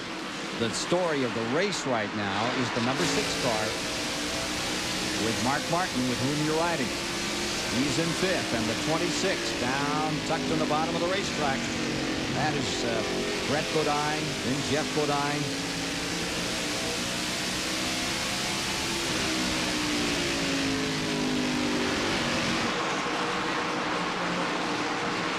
Jeff Bodine getting through on Brett Bodine. Jeff has picked up 1. I don't even think they touched, did they? He just kind of slid up through, and here he comes, bottom of the racetrack again. Boy, he just pushes it to the bottom, and it stays. It doesn't slide. It doesn't move. it doesn't need to come off that arc. He's been in the thick of it all night. He's running well. I think he has a magnet in the track down there. But those first four seem to have separated themselves just a little bit from the rest of the field. I don't know if it's just pit position, track position, good pit stops, or if they're that strong. But there's not a lot of difference in all these cars out here. It takes them a long time to reel down to the back of the pack and start lapping cars. But those first four are pretty good tonight. And we saw Labonte do that earlier, Chuck. That number 10 car, there you see Ricky Rudd in 7th position. Let's check in with his crew chief, Billy Engel. A good strong run by Ricky Rudd. Billy Engel, crew chief, can you run those leaders down? I believe we can, Dick. It seems to take our car about 20 laps to get going where we can run a little quicker than the leaders. On that last run there, long run on tires, we was about 3/10 quicker than the leader. So we have a few long runs. I believe we'll be looking pretty good. Some optimism down here. His own car, own crew. He's footing the bills, and he's putting his foot on the floor of that car number 10 as he tries to move up through the field. There's the interval to the leaders in the event. Wallace and Labonte, 1 and 2. That's the first and second. So it's about 8 seconds back to Rudd as he finds himself in 7th. Third spot is still Earnhardt. Getting up toward 200 laps, Chuck. 195 this time by. Looks like Earnhardt's where he wants to be. Yeah, and Terry is finally starting to reel Rusty in, but it's taken him a while this time. Rusty stayed fast for quite a while on this restart.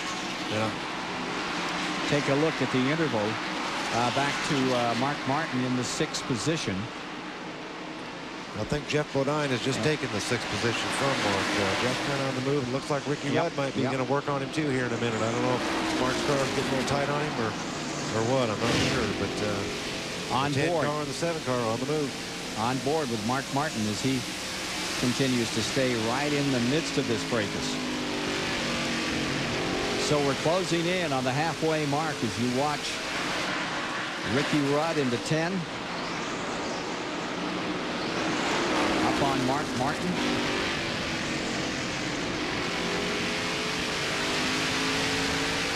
Four laps to halfway. Pretty good race here tonight. 13 cars remaining that lead lap. Terry Labonte has dominated the lap chart tonight. He's led most of the laps in this race, and here he is trying to get that lead wrested from Rusty Wallace in car number 2. And he's sizing him up now. He's been following him for quite a while, and now he's just wondering, do I try that outside, or I think Rusty will slip up a little bit and give me that inside. He knows it's not going to be easy.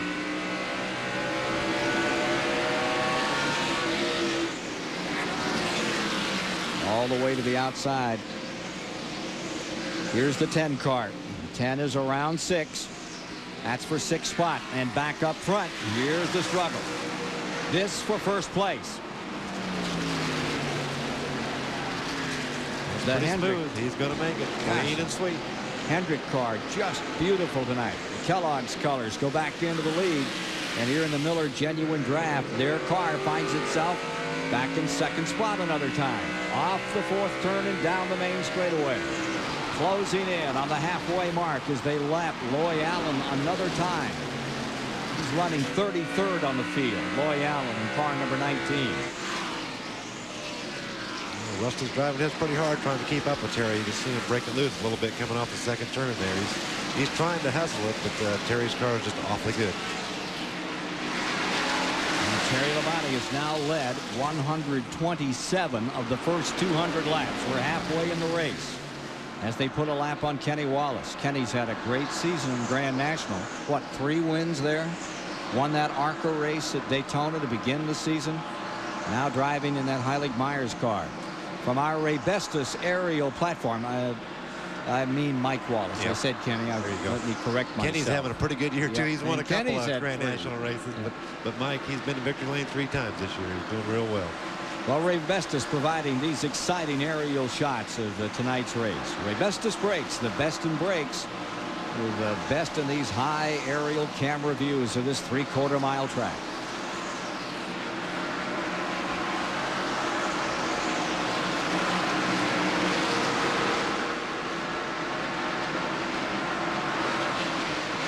go back to 6 and 26 for a moment out here. 7th place. Yeah, I'd be interested to see what's going on with Mark Martin. I don't believe he's quite satisfied with the way his car's performing right now. He's lost 2 or 3 spots, and it looks like he might lose a few more. He might try to find out what's going on down there, Dick and Randy. I believe the thing's pushing a little bit, but I'm not sure. Well, if it's pushing, you're going to see it coming off that number 2 turn. They come digging off that 2nd corner. Critical spot on this racetrack. And back with the leaders. Wallace. Boy, is he tenacious. He just doesn't give up. Look at him scramble. Took an extra bite on the wheel as he tries to close in again on Labonte. I don't think he likes to run second, does he? He wants to get back up to the number 1 spot. Earnhardt seemingly willing to ride 3rd. But these guys keep on cooking up in front for the moment. He knows it. Ah, there's the 21 car. That's Morgan Shepherd, who we haven't given much of a call to tonight. Moving up, he's in 17th position. And he is fighting with Bobby Labonte and taking a spot away from him. Just took 16th away from Bobby Labonte. Wood Brothers. Understand the Wood Brothers are talking about building a little museum of their own up in Stewart, Virginia. My, wouldn't that bring back some great memories? Look at this lead change. Here's Wallace again back out in front. Swap them around another time and put Wallace on the point. Put Labonte in 2nd. And Labonte doesn't seem any too happy to sit on that nest. No, Here he comes back to the inside another time. How about this? They both want the lead. Only one of them can have it. They're going to work for it. That's what it's all about. The way they dig for positions around here. Nearly had a dead heat finish for 4th or 5th last night. They had to wait a while to decide that one. Here's Wallace in front, but coming out of turn 2. You see how that car wants to move out. Terry really gets a bite off that 2nd turn. He has all night. That's been his advantage. And there he is, right back on the inside. Chevy on the bottom, Ford on the outside. If you're just joining us, we're at Richmond International Raceway, a 3/4 mile track.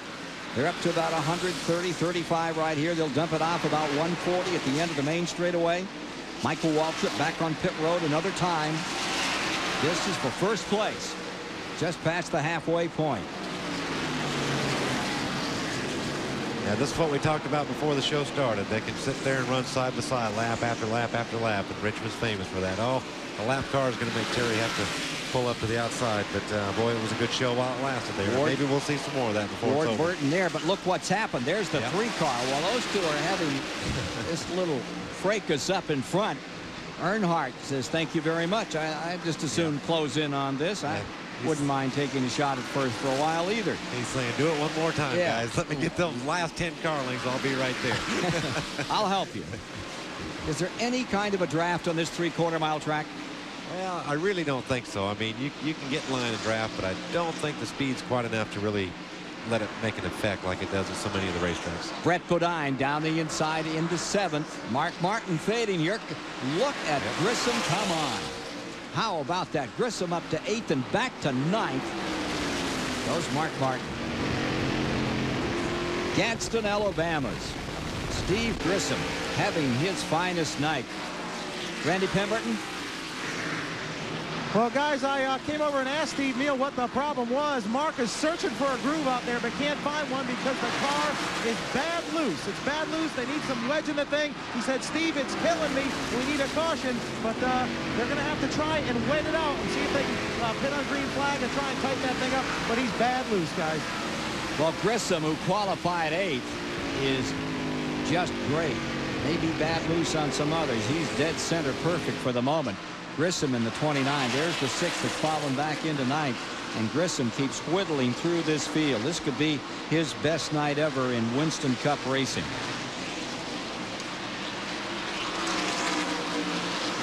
Let's take a look at a Fram race story right now.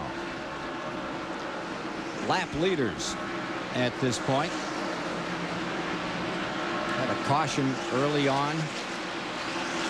Terry Labonte getting an opportunity. We've had thus far 4 cautions. 27 laps have been run under the yellow flag.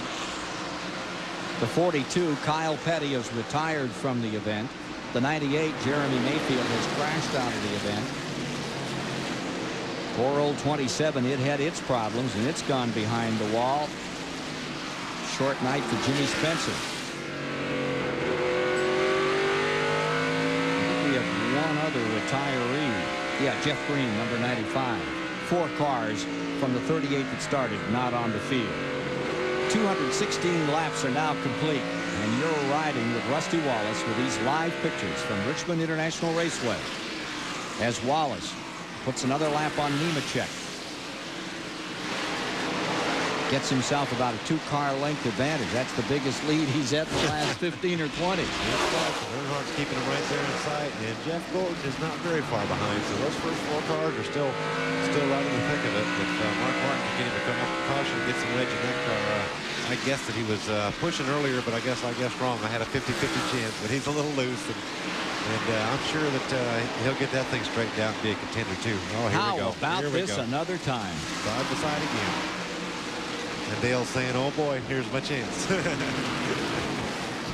That is simply great racing. 72,000 people. They bought every seat there was to be had. They bought them months ago. And coming up out of 2, got her done that you time. could see Wallace having to take an extra saw on the wheel to keep that one straight. And Terry Labonte took advantage of it. You know, if you have to sit on that inside working very hard, it doesn't take long to get the right rear tire kind of warm, and then you start backing up just a little bit. So you'd really hate to sit there and run side by side, even though you can do it, because it abuses your tires. So you want to give it a good hard charge for 1 or 2 laps. If you can get it done, great. If not, fall back behind and cool things down and give it another run. Here's Harry Gant still out there in car number 33. He's back in 25th position, but he's still percolating in his last appearance here at Richmond International Raceway. I don't believe he got to test that car at all either. Not a bit. He had a problem in practice, so that's not a bad night considering that. Well, they're at it again. Here's the number 7, the first car on Hoosier tires in the race, running in 5th spot. And Rick Mast, a lap or 2 down, right in there as well. Mast is on fresh tires, so he's kind of collecting them. That number 1 car is being shown 3 laps down at least at the present time. The contention car is the number 10. That number 10 has just done an outstanding job all night, but for the moment he's having to look up from under another time. Ricky Rudd had Bodine. Bodine got him back. These guys have been swapping position. Roy Allen is back on pit road with the car number 19. He's well in the back, tail ending the field. Look at this 7 and 10 go at it, Chuck. Ricky's running a good car width tire all the way around the corner down there in 1 and 2. I don't know if this car just works a little bit better up. Now Jeff's running high at the other end of the racetrack, so now Ricky Rudd's going to have to hold her down low in 1 and 2 this time because he just passed him on the inside. All of this for 5th position. And 26 has gone back around Grissom. Well, this has been going on for a while, too. Yeah, and they're not very far behind the 2 we were just looking at. So there's racing going on everywhere out here. 7th place is again Brett Bodine, and back to 8th goes Grissom. That's exactly where he started the event tonight. So we have 225 laps complete, and everybody's happy here at Richmond. Even they had to wait an hour and a half for this one to get underway as Labonte and Wallace continue to pace the show. Back with you in one of the most historic towns in America, Richmond, Virginia, and one of the raciest towns. Boy, they love their Winston Cup stock car racing here. 72,000 seats, sold out months in advance to see racing like this. Here's Grissom. And here's John Andretti in 43.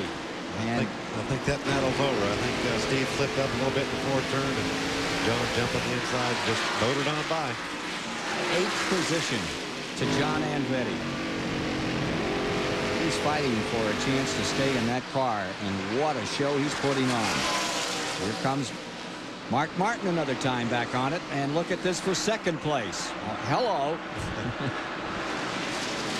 Well, he jumped it up there quick, didn't he? The men in black at it again for 2nd place. Black car. The 3 in the deuce. Earnhardt and Wallace. And again, Wallace loose up on that outside. Yeah, but watch him cool those tires off and come right back. The brothers side by side again. The brothers Bodine. Having a little love feast out here another time. Not putting a wheel on each other. Boy, it's been a while since you've seen this much side-by-side racing, huh, Chuck?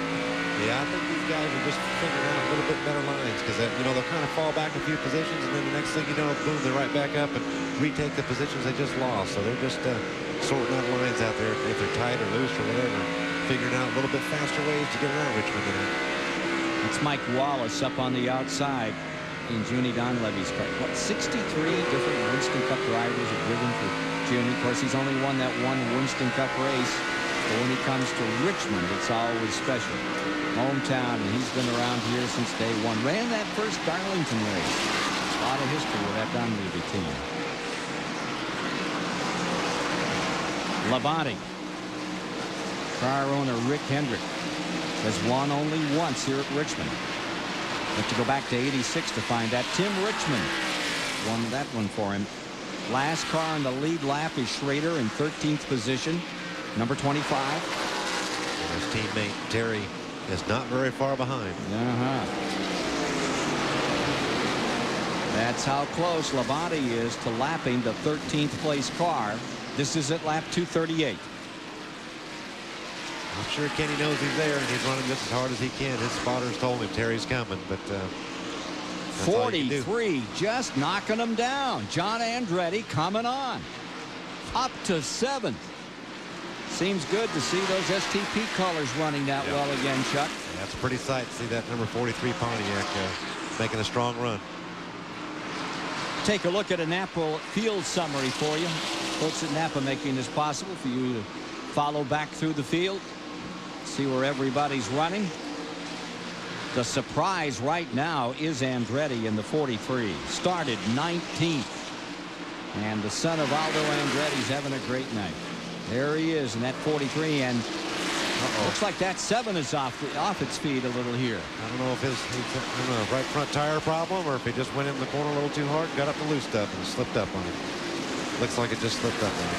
Well, John Andretti gets better almost every week now. 16th at Darlington a week ago. Comes in here. He's up there. Can he stay the course, though? He's at lap 241. We've got 400 to make the distance. Look at Grissom come in digging another time. Back and forth, back and forth. They're working hard for it.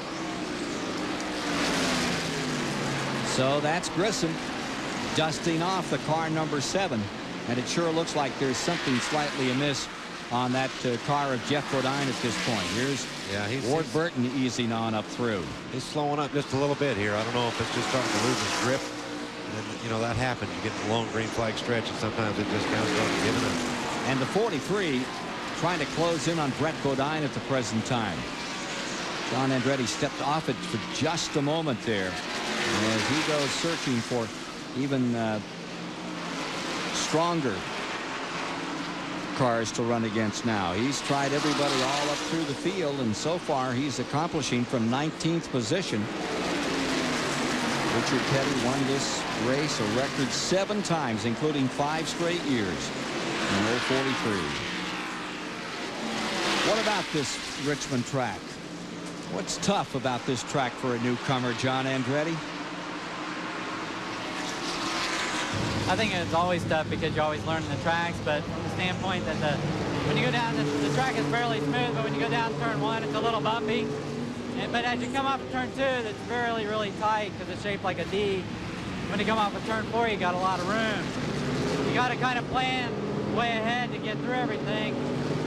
And yet it's still very narrow, so there's a lot of things that play against you here, but I think it's a real fun racetrack. Well, he's driven about everything there is to drive, and John Andretti looking good at the present time. Best finish was that 16th a week ago at Darlington in Winston Cup. Again, he get 91 or 2. He won over there in the Gold Coast race in Australia. Rick Mass looks like he may get a lap back here. But he's down more than 1 probably. That won't really. Yeah, I think he's down about 4 laps. Now 3. Yeah. Well, you know, Terry's been out there on that particular set of tires quite a few green flag laps now, and when Rick comes in and gets 4 new ones under the green flag, boy, you can really go for a while. In fact, it looks like Schrader may get his lap back here. Well, I think the 5 just went by him, just put him down a lap. He chased him for a long time and followed him for a long time, but he finally got by Schrader. Now Schrader's down a lap. I think we're down to about a dozen cars on the lead lap right now. And there's some other good cars not very far in front of Terry that are in jeopardy now. So if it stays green much longer, Terry could have it down to just a few cars on the lead lap. He's really running good. Battle for 15th here. As you watch Morgan Shepherd up there in the top 10 in points, and here's Bill Elliott right with him. Remember, they are a lap down, but this is the battle for 15th. Stay with us for a moment. We were mentioning earlier, they're talking about putting a little museum together up in Stewart, Virginia. Wood Brothers. I hadn't heard about that. But so famed. Well, I think they're months away. It isn't ready for a while, but they're talking about it. I don't think they'll have much of a problem filling it up, though, the Wood Brothers. I'll tell you what a career they have. Car number 7, Bodine, is on to pit road. I think that particular set of tires just didn't get the job done like some of the others. I think it was just about to go a lap down, so he decided to come on in.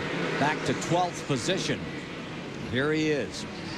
Right side rubber going on. We've got a tire off on a car into the wall almost. Let's see if it's going to bring out a caution. Yellow is out. Looks like Hut Strickland, number 23 in trouble. Got a right front down, I believe, going into the first turn there.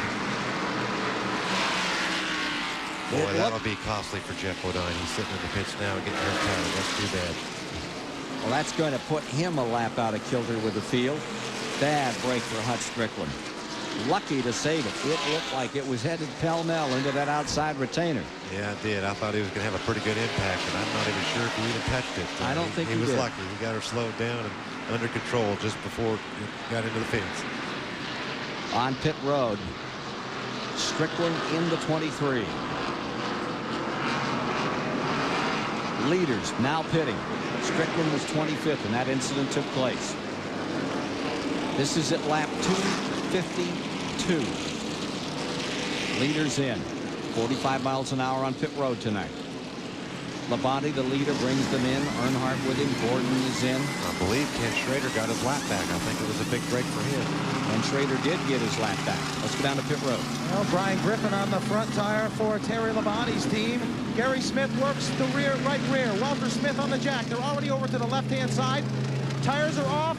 New set going on the left-hand side. A race down pit road between Jeff Gordon and Rusty Wallace. Terry down the way. A race with Dale Earnhardt as well. Terry comes out fourth.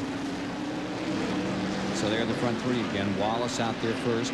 Gordon in second. Boy, it must be hard to stay at 45 and still win those battles. How do you put all that together? Let's take a look at what happened to the 23 car again. He's had the flat. Let's see how close he came to that wall. Oh, he's right there. I mean, right there.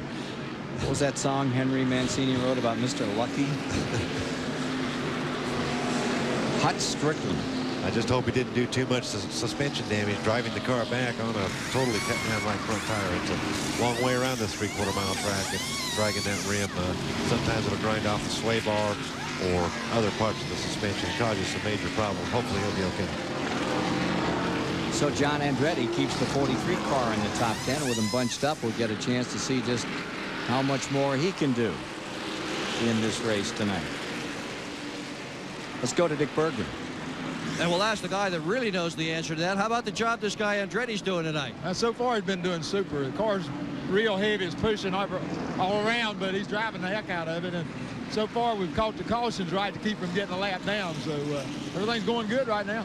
Notice this hat, by the way. Everybody else has to wear their headset over the top. Richard's got one, so he can wear his cowboy hat, and he can also listen in his headset. I'm going to get my hat on with the rest of the stuff on.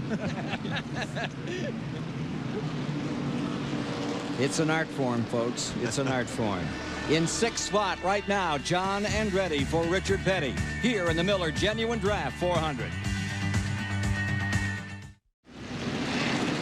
Back at Richmond, getting set for another restart. We're in our fifth caution of the event, the Miller Genuine Draft 400. Wallace first, Gordon second, Earnhardt third, and Terry Labonte now lies in fourth.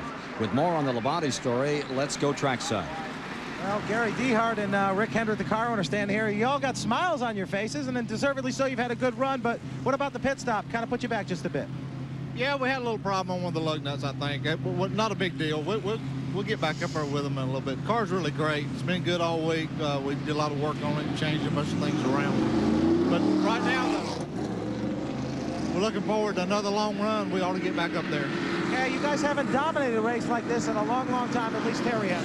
No, we really need it also. We've had some bad luck, and I guess you make your own luck sometimes, but the car's running great now. Hope we'll do all right. Good luck.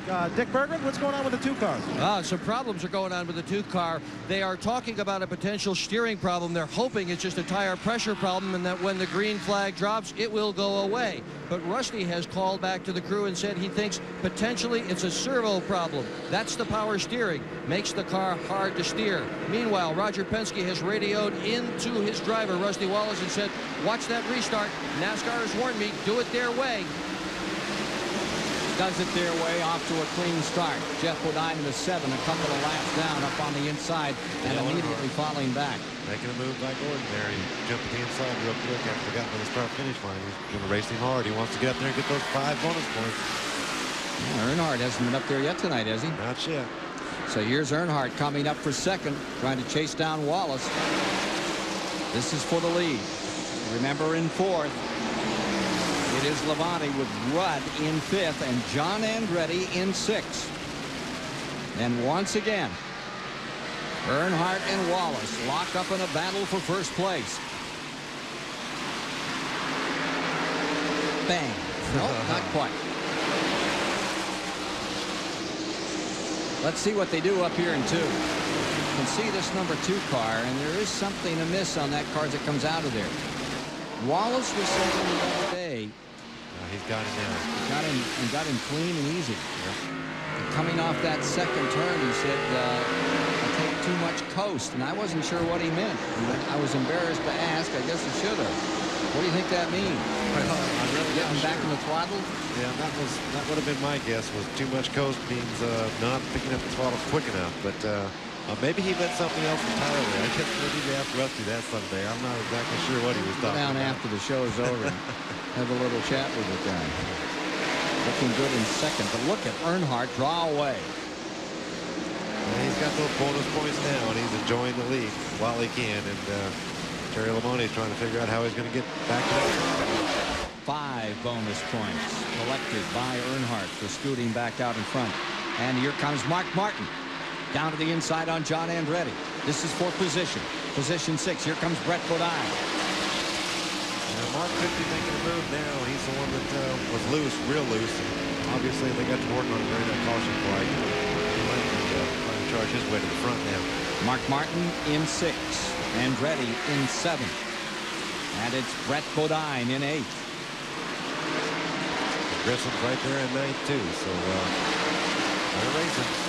Just in front of them is that 12 car. A new sponsor, whole deal for Bobby Allison. Supposed to be for 3 years. Derek Cope in there.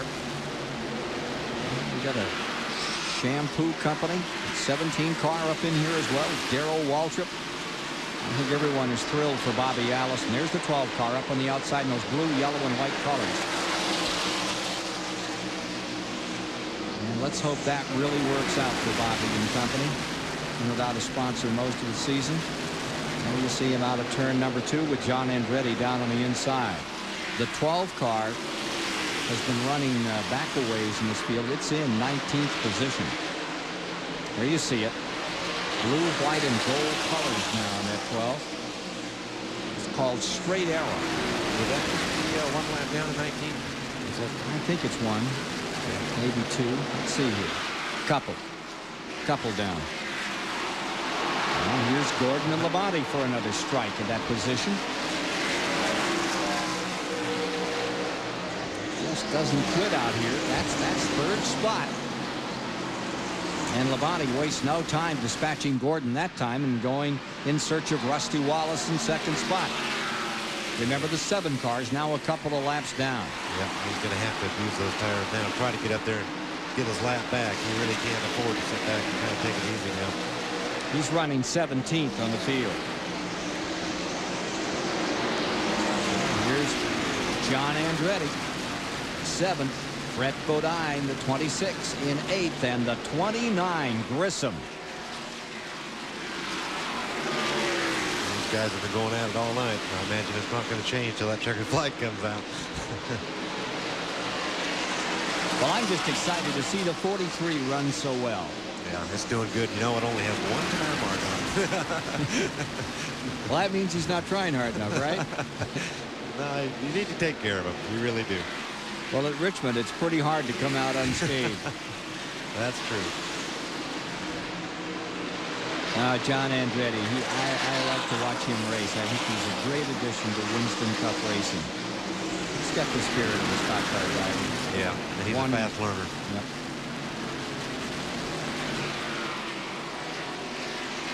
You see Kenny Wallace back at it. Look at this Rodeo a little further back. There's Derek Cope in that 12 car for Allison. The 12 car was the car in which Chuck was driving when he had that bad crash with Sterling Marlin. How you coming? Well, I'm coming pretty good. You know, if my eyes were 100%, I'd be out there tonight. I had an opportunity to.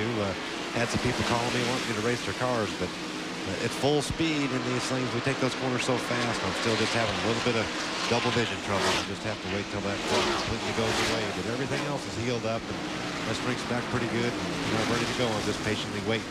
Wrist is back and the ankle's back. Yeah, and the elbow and the knee.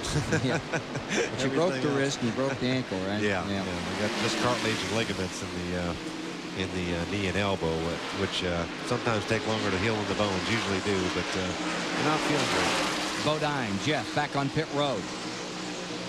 Remember, he was 2 laps down. This is costly. This is going to put him at least 3.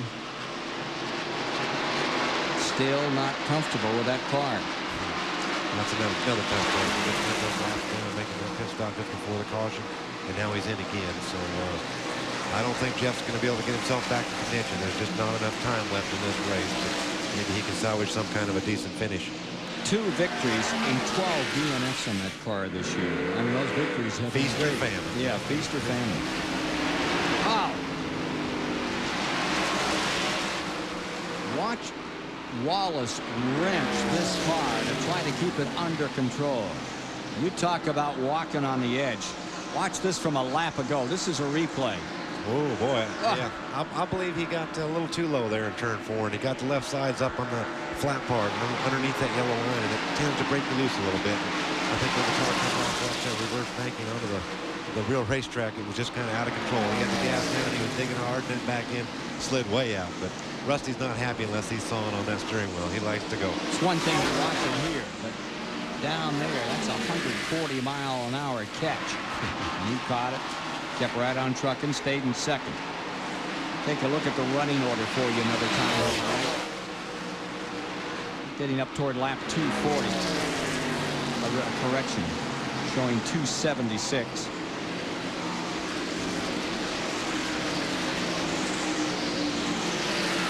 Looks like we still have a dozen cars in the lead lap. Cars 75 and 16. This is for 18th position. Musgrave on the inside, Todd Bodine on the outside, and for the lead another time, Wallace and Earnhardt.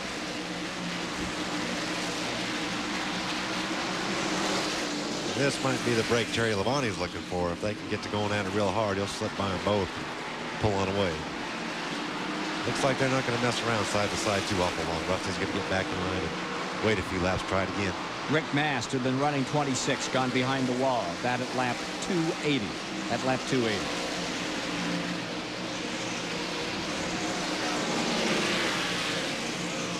Earnhardt controlling for the moment. Wallace easing back on it for just a moment before he makes another stab at it. Yeah, and, you know, Jeff Gordon's been keeping those guys in sight all night. He just can't quite get up there and mix it up with them. And that's got to be driving him crazy to have to be that close, and you can't get up there and get in the middle of it and have all that fun.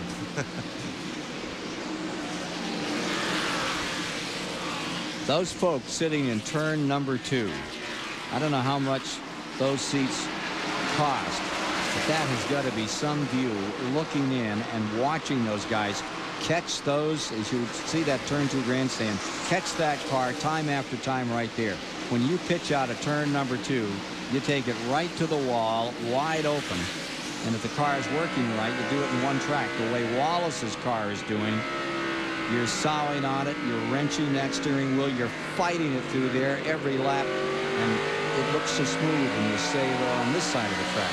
Here he comes, bottom another time, and the struggle's on for the lead. Looks like Dale's been experimenting a little bit the last few laps here. He's been trying to run up kind of high in turns 1 and 2, and a little bit in 3 and 4. I thought he found him a pretty good groove up there. I don't know if Rusty's going to get it down at the bottom or not. Front 3 at 284 laps locked together like this, and 6 car lengths behind him is 4th place, 23-year-old Jeff Gordon. Talk about great racing. Got it tonight here at Richmond. Earnhardt hasn't won since Talladega in May, but he's up in front by 227 points in the standings over Wallace as they come to this race. Wallace is happy because he's 57 points closer than he was at the same time a year ago. He lost the championship by, what, 80? And he's got an extra race this year. Well, you can't count him out. He's got a lot of good racetracks coming up, but Dale's definitely in the catbird seat. I see Rusty worked pretty hard down there. Dale didn't give him anything, and he finally had to pull back in line. He just works that right there tire awful hard when you hold it down to the inside all the way around here at Richmond. And again, Gordon closes up. Let's not forget that Ricky Rudd is having another outstanding night. He's up in 5th spot. Mark Martin in 6th and John Andretti in 7th. There are your front 4. Head for distance. They come down to complete 287 laps.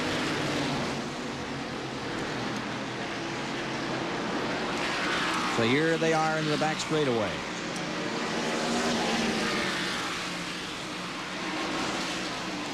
Rusty Wallace, chance of pulling this race off again for a 3rd win with a brand new car. What's the potential for that happening? Well, I've had a brand new car the other 2 times also. And we built a brand new one just for this Richmond Miller Genuine Draft 400. It looks great. I'm excited about it. So we'll just have to see how it goes. Going well right now, but not quite as well as he might wish. He's having to work a little harder, but I suppose that's part of the fun. Yeah, it is. You know, Dale Earnhardt's leading these points, and people are expecting him to kind of sit back and take it easy. He's standing on that thing. He wants to lead every lap and try to win them all. And of course, Rusty's the same way. And Terry Labonte just might get them both from back there in 3rd. This is a great race. I'm really enjoying it. From 12th position, Earnhardt came tonight. From 5th came Wallace. Here they are, still Earnhardt looking for that 63rd win in his career. And Rusty Wallace right there. If Wallace has a steering problem tonight, folks, and he does, I don't think there's much question about that. But look at him. And you know, if Earnhardt had a problem, it would be the same thing. They are such masters. And there's got to be a whole lot wrong for them to drop off the pace. If Ernie Irvin is watching tonight, Ernie, this ought to make you feel plumb better.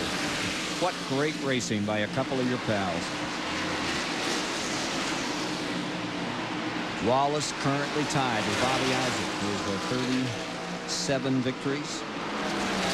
14th in the all-time win list. Here he goes again. Now they stack them about 3 wide. Now take a look at 29 and 43 at it. 7th place. Give it to 29. Grissom. Alabama takes Pennsylvania in the back straightaway. Gosh, that's great racing. Back with Earnhardt. And Wallace. And look at Earnhardt. Fade that car to the outside. Keep those RPMs up. It's almost like he's baiting him. Yeah, he likes the high line here at Richmond. He just experiments and works it up a little bit, a little bit, a little bit. By the end of the race, sometimes he's running pretty high on the racetrack, but he's still going awful fast. He just makes it work. He figures it out.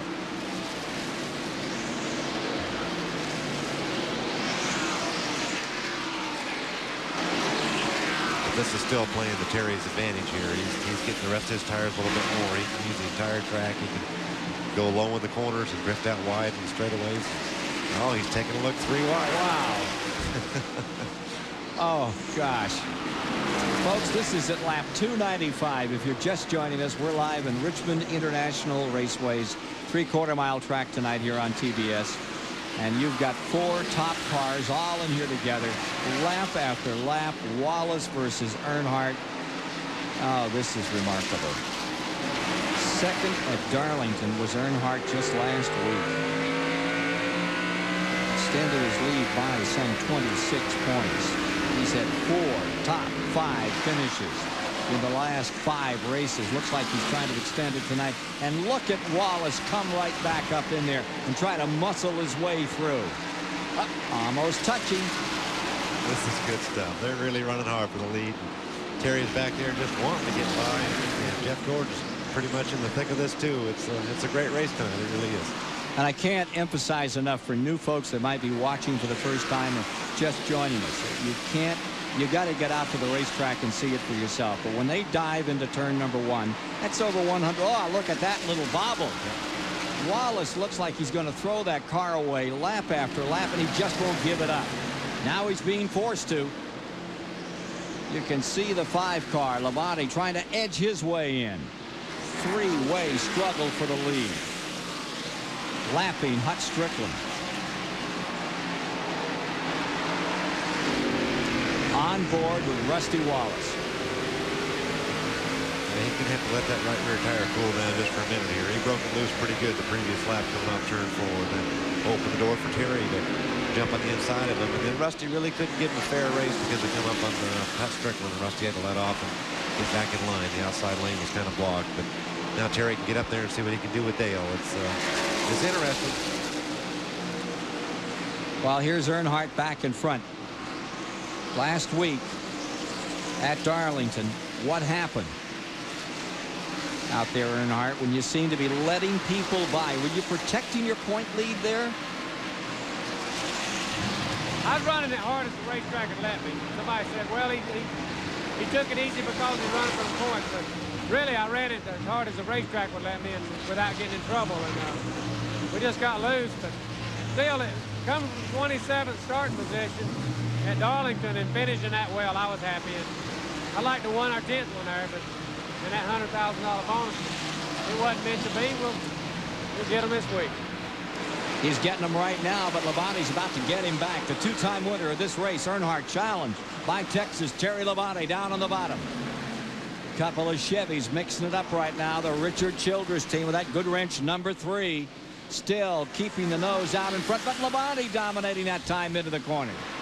The Earnhardt car just works better on the outside, Chuck Bound. Yeah, it does. You know, Dale doesn't have to change his line one bit when these guys want to challenge him on the inside. Dale's running up there anyway.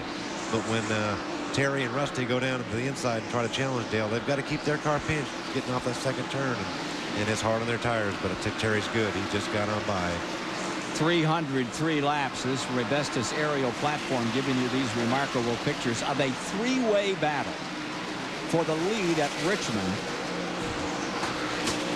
that has swapped back and forth in the last 30 laps between this trio. All of a sudden, Terry Labonte asserting himself and drawing away by as much as 4 car lengths for the moment. Huh. Well, for the moment. That moment was about the length of the backstretch. 660 or 80 feet, and now it's gone away again. Here comes Wallace. Says, thank you very much. I don't care if the rubber is coming off the back of this car. Now look at 21 and 28 further back. And they're battling just as hard further into the back of this field. That's 14th position. They're running a lap down. Kenny Wallace in the 28 and the 21 of Morgan Checkered. If Kenny's fought his way back up to 14th, that's not bad when you start out lap 1 of a 400-lap race and you're down a lap and your toe end's messed up. And, you know, he doesn't give up either. He's a racer. Morgan Checkered looks like he has a handful at this point. And here comes Kenny Wallace taking another position back for Robert Yates Racing in that Ernie Irvin car. Incidentally, while we were following that great race up in front among the 3, this has been going on for 14. With double your money's worth, like that chewing gum. Anywhere double you look your out pleasure. here, you see these cars side by side all night long. Just triple or racing, quadruple. racing.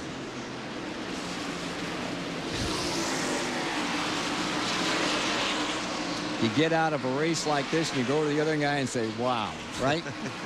Man, that was fun. Yeah. As long as he doesn't land you too hard and rub you up against the fence, then you might go over and say something else. It's been a pretty clean race tonight, though. It really has. Morgan is scrambling to hold that 21. You could see him off turn 2 that time, having to take a second set. And again. But he might get cleared of him this time. And it's so much easier if you can just get by him and use that whole racetrack. You can run faster and be easier on your tires. No, he hasn't made it yet. Every time he gets it right up to the edge right there, and he has to just give it that extra little set. May have him here. Let's see what happens. Outside line. Now Kenny's pulled away. He's got the spot. More from Richmond. His great racing in a moment. We're back with you live at Richmond International Raceway in the Miller Genuine Draft 400 after 315 laps. The 1984 Winston Cup champion, looking for his 12th victory in this great series, is leading at the present time. Terry Labonte is there with Wallace, Earnhardt, Gordon chasing after him tight. There you see that interval from that first place car back to the second place man on the field. Rusty Wallace, then Earnhardt, then Gordon, Rudd 5th, Martin 6th. Grissom is in 7th, followed by Andretti in 8th, and Ken Schrader in the 9th position. Back to 10th, it is Brett Bodine, and in 11th is Darrell Waltrip. Here's the 28 car. Now, just after we saw that great battle a few moments ago, just a wonderful war with 21 Morgan Shepherd. But as we went away to commercial, he had a big problem. Oh, boy. Yeah, he must have cut a tire completely down and tried to just stop and cut it into the pits all at once. And I don't know how they all missed him, but Brett Bodine and Morgan Shepherd did a great job of splitting Kenny and heading on both sides, and he got in safely. I'd say that was a lucky maneuver more than anything else for Kenny Wallace in the 28 car, who's now back in 20th position, and he's looking up from under a 3-lap deficit. Yeah, that's going to hurt. He fought himself up from that, first lap problem to, looking for a pretty respectable finish, but now he's cut a tire down. Well, there's the 43, John Andretti, 8th position. In 7th, just in front of him, Grissom and Mark Martin. Car number 6 is in 6th. You see the number 18 car, Joe Gibbs' rig. Dale Jarrett, he's 16th on the field at the present time, running a couple of laps down from the leader. But John Andretti has put the old STP colors back up in the top 10. Looks and feels good. He's had it up there in the top 10 just about the entire race. He's doing good. And he'll go on to the next event at Dover next Sunday on the Monster Mile. That's next Sunday, then Martinsville, then North Wilkesboro. Then we'll rejoin you at Charlotte for the 500. Can't wait for that one.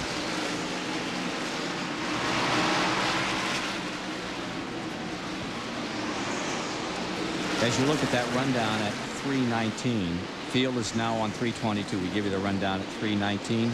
Back through the field, remind you there have been 5 cautions, 35 laps under yellow, 13 lead changes among 6 drivers tonight, but that doesn't tell the story. There have been about 30 lead changes. Those lead changes only at the start-finish line. And that Earnhardt-Wallace battle, that was out of every second turn they were swapping them. Get an update on Earnhardt. Randy Pemberton can tell us more. It's a heck of an interesting story down here. You're looking at a shot of Mike Moore. He is Earnhardt's jackman at the present. He's not the jackman that started out tonight. That was Woody Chavis. He was filling in for the guy that used to jack the car, and that's David Smith. He's been here forever. He had his tonsils out. That's not even the ironic thing. What happened is on the second stop of the night, Woody Chavis, he finished up. Mike Moore, who you're looking at now, he came over to jack the car. He cut the index finger off on his left hand from the top knuckle up. He told his parents not to worry about it, but that's what happened. He continued to jack the car. He finished it, went over to the doctors. He asked if he could sew it back on. They said no. He said, I'd like to jack the car the rest of the night. They said, well, if it won't kill you, you can do it. But he's out here jacking the car with a huge, huge injury. It's unbelievable. I thought only race car drivers did that stuff. Battle pit crew members are just as dedicated. Just as tough and just as dedicated, as is David Smith. Yes. Boy, David Smith gets a lot of points. Offered a wonderful prayer to Ernie Irvin. And David's quite a guy we miss. Appreciate it. Hurry up and get back, David. Yep. Now look at Gordon getting into the bottom of the racetrack and finding the line working. And Earnhardt working him over a little. Labonte stays first. Wallace for the moment is second. This is the third.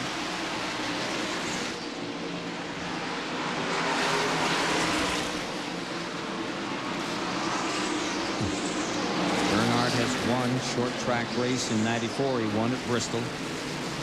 Wallace has taken a couple. He won that second race.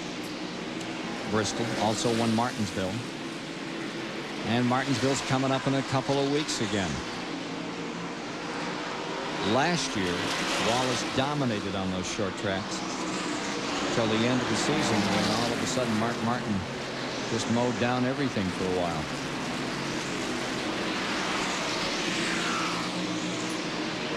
Dick Berggren can fill us in more on Ray Evernham, the crew chief on this 24 car of Jeff Gordon fighting for third. Well, it's quite a story, Ken Squire. Ray Evernham's grandmother, Maggie Bailey, 85 years old, called Ray the other day, said she had just been into a department store. And she said, Ray, I'm so impressed. They have Jeff Gordon hats, Jeff Gordon shirts, Jeff Gordon plastic model cars. But she said, Ray, it just brought me to tears when I saw the Ray Evernham race car. It's wonderful, Ray. But can you please do something about those Fords? Maggie Bailey, 85 years old, grandmother to Ray Evernham, tonight is locked in her apartment with the telephone off the hook, as she always is during a Winston Cup race, watching her grandson perform. And there's the grandson. What a smart cookie he is. What a great combination that 24 is. And they're proving it right here. Back to the bottom. And look at Earnhardt, so smooth. When you go by him, you've done a day's work. He doesn't let you by, that's for sure. Yeah, you know you've been in the race, and you can finally make a maneuver on him. Gordon, you know, he did it right. He tried it a couple of times, and he backed off and cooled things down, give it another run. And this time he completed the pass. He'll be able to pull on away for a little while now, but it's just hard to say. You know, this long run starting to play to Terry Labonte's his benefit. You know, as crew chief talked about earlier, when he did a long run, and he's starting to inch away a little bit from Rusty and Dale and Jeff and these guys. And, you know, it took a while, but he's starting to get away. We were talking earlier about these Winston Cup drivers and why they are so successful. They spend so much time with their fans, and every so often somebody gets it. There was a letter in Winston Cup scene, Deborah Franklin, who's down in Georgia. She wrote a note to the paper and said, I think all athletes, baseball, basketball, football, any sport, should realize it's the fans who have made them what they are. And in no sport does that statement ring more true than in this sport. You can come up almost any time, and you're pretty apt to get an autograph, even if it's moments before they're going to go out and do their thing, or 2 hours after they've won this race. At Richmond, we're 336 laps deep. We're back with you at Richmond, and we are in the window of opportunity for green flag pit stops. Last one, second place car, Rusty Wallace on pit road. Dick Berggren's there. Well, Matty Parrott is out there with his screen cleaning off the front of the radiator, getting rid of the tire debris. They have been working on the tire setup for this last pit constantly since the last time they were into the pit. This is the most critical stop of the day. Rusty does a great stop, 16.81. Good stop for Rusty Wallace on those 4 tires. These should last him the rest of the race. Mark Martin in 6th position coming on pit road as Wallace comes out. You're riding with Martin as he makes what could be his last stop if it stays green. And Labonte is also coming out of pit road, the leader. As he eases down, Randy standing by. Earnhardt is now pitting. Coming in too. Terry Labonte comes to a sliding stop in the Kellogg Chevrolet. Right side tires already going on. Mike Slattery loosening the left side lug nuts. It's a 4-tire stop for Terry Labonte. Walter Smith in the Jack goes underneath the left side of the car. A little miscue. Jack is up. The brakes are absolutely on fire on the left front of this automobile. Jack is down, Terry's away, pushed away. 21-6 on a 4-tire change. Chassis adjustment on car number 3 as it comes out. 3 rounds of wedge into that car number 3, and Earnhardt's back out. Here's Gordon coming in. I'll tell you, with Rusty's awesome pit stop, man, he's about a full straightaway ahead of Terry Labonte, and more than that ahead of Dale Earnhardt right now. So, you know, with 55 rounds to go, these guys are going to have a hard time catching him under the green. Dick Bergen. Well, the teams were all going to wait until about lap 250, but when Rusty came in, all the rest of them were in too. Darren Jolly, Mike Troe, John Parker, Andy Papa, and Robert Bresnahan working now. That's the over-the-wall crew on Jeff Gordon's car, taping the windshield down. 17.3 for Jeff Gordon on that 4-tire change. Labonte having trouble. That's we have Gant in, Hamilton's in, Cope is in. Leader at the moment is this man, number 17, Waltrip, collecting 5 points. Fords have won 12 of the last 14 races. During that span, the only 2 wins for Chevrolet. Jeff Gordon. An incredible win at Charlotte. And equally remarkable Indianapolis. Brickyard 400.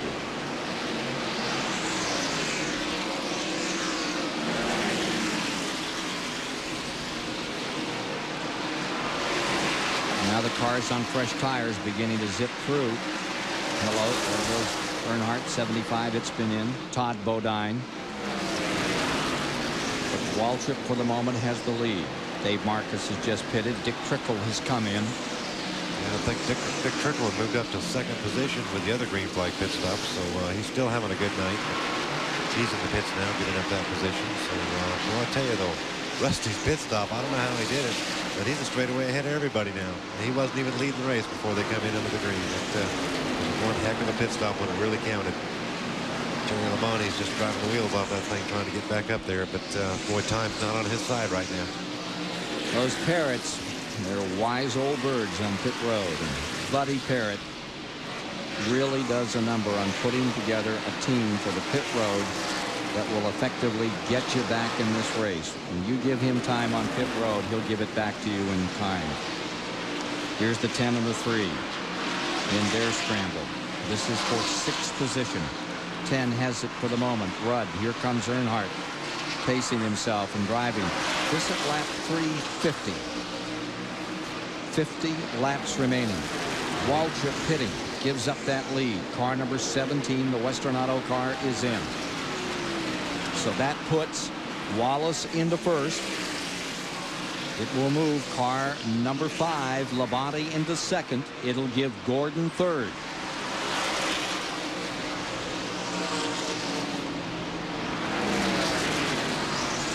Check in on your leader here.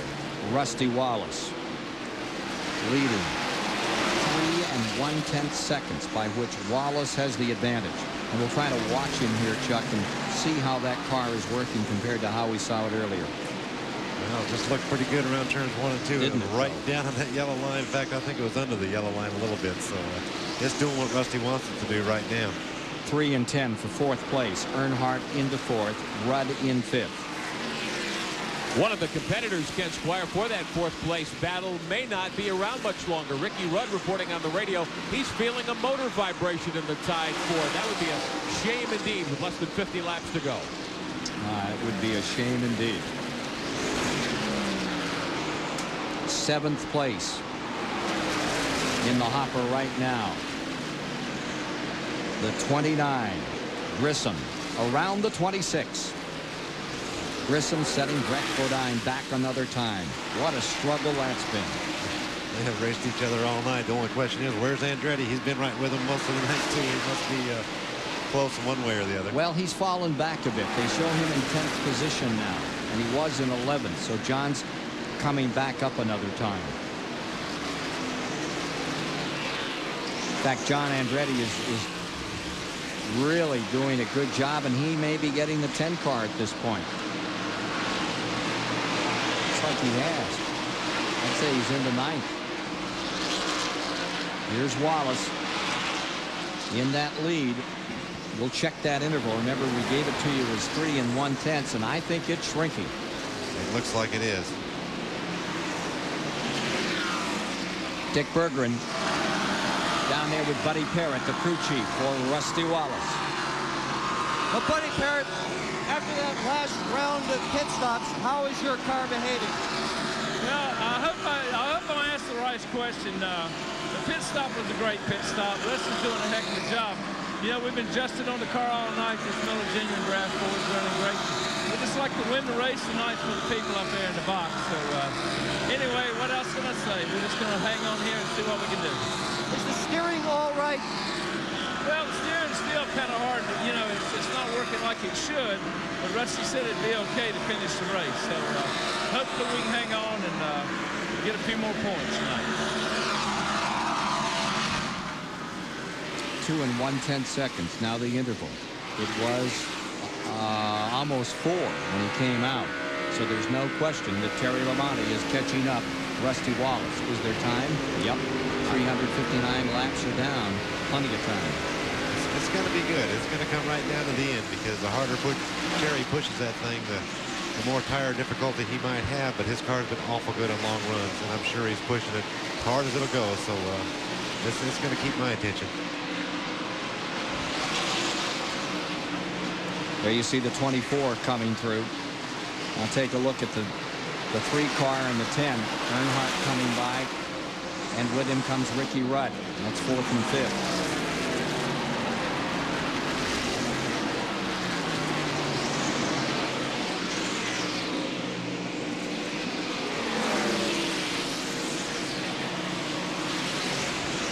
Just a little under 2 seconds between 1st and 2nd now, as Labonte continues to nip away at Wallace's lead.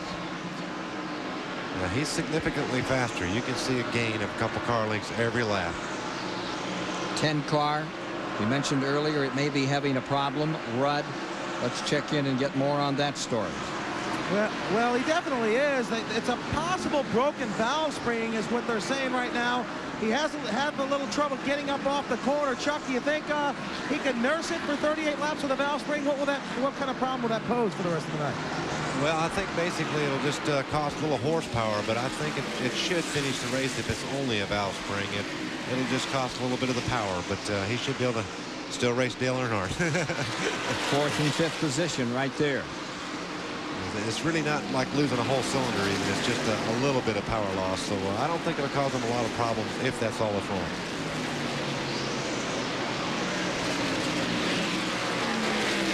He's actually closing a little right there, which would make you wonder about that 3 car tonight.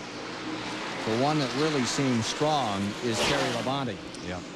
That car has been pretty much bulletproof from the outset, and it's cut the lead down to 1.5 seconds between 1st and 2nd. Good battle here. 4th at stake. Rusty's starting to catch some lap traffic too, which is probably going to hold him up just a little bit. I think Terry's going to be there with a matter of laps now. They're catching him and passing him on 2 different times. Terry's awful good. Maybe he can do it. Back up in front. Here you see Terry Labonte closing in again. He's got Lake Speed and Rick Mast sandwiched between him, Labonte in 2nd, and number 2, Wallace the leader. Wallace almost squaring that corner as he came off that time. Well, Terry is really, his team is really hitting the combination tonight. That car has been just unbelievable all night long. Car 28, Kenny Wallace off the pace, Chuck. More running up and down night. Oh, he's going behind the wall. So he'll become the 5th official retiree from the event.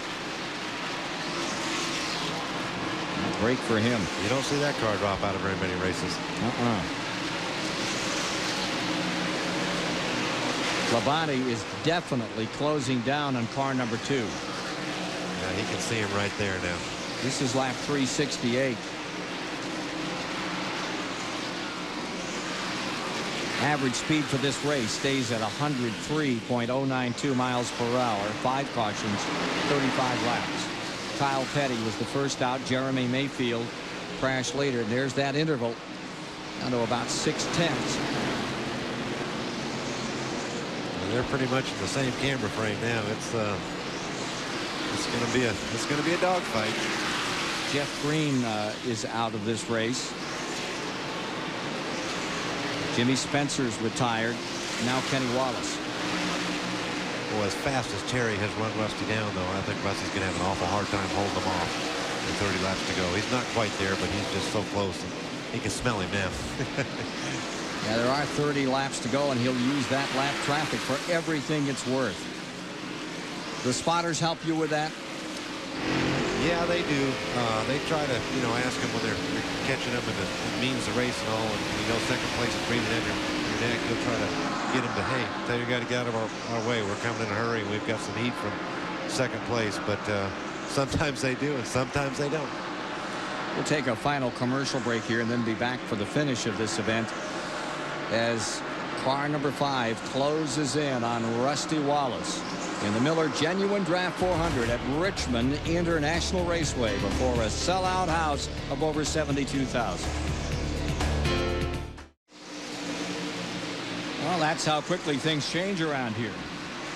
Terry Labonte just motored on by, just like he was driving down the interstate.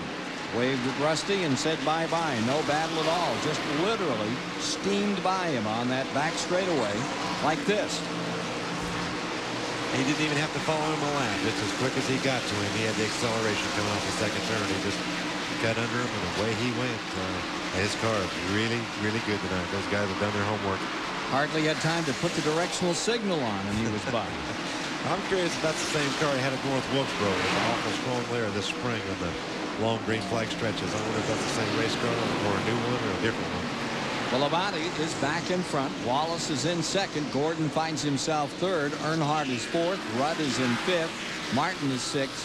And Steve Grissom finds himself seventh, with 8 currently belonging to Brett Bodine, then Schrader, and rounding out the top 10 is John Andretti. And as you ride with Rusty Wallace, he's still got a handful. Works his way through 2 and up in 4. He's having a lot of fun with that car as well. Take a look at the running order now as you watch Terry Labonte seeking victory here at Richmond this evening. It has been some run for Labonte. He has been strong all night. He has asserted himself, led the most laps. We'll bring you up to date on that as he goes after career win number 12. Wallace, his record's not so bad here. 2 wins, 2 second places coming into tonight. So if he stays where he is right now, give him 3 seconds and 2 firsts in his last 5 outings here.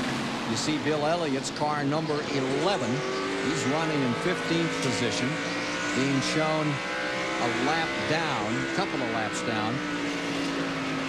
Started last on the field, worked his way up through, got caught early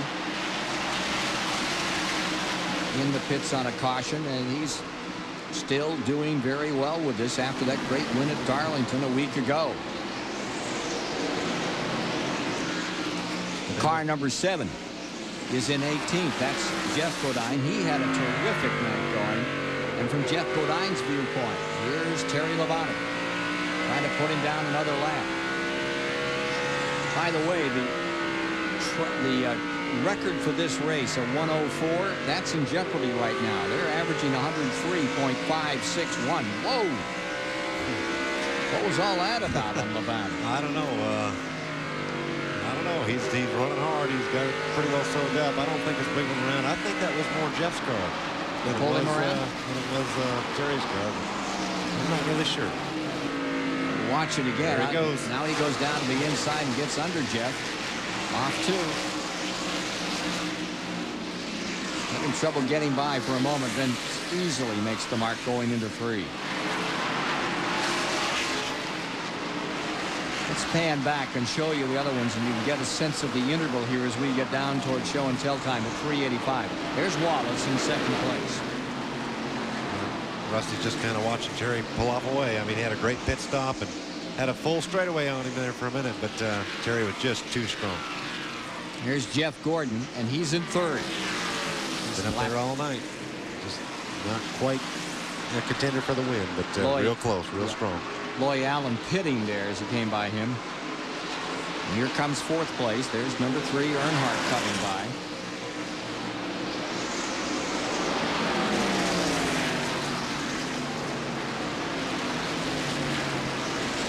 And the 10 car will be coming up 5th. He's still looking at him.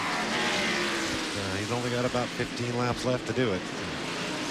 Mark Martin is in 6th. And Steve Grissom stays 7th. Brett Bodine in 8th. Schrader is 9th, and in 10th is Andretti. Andretti there.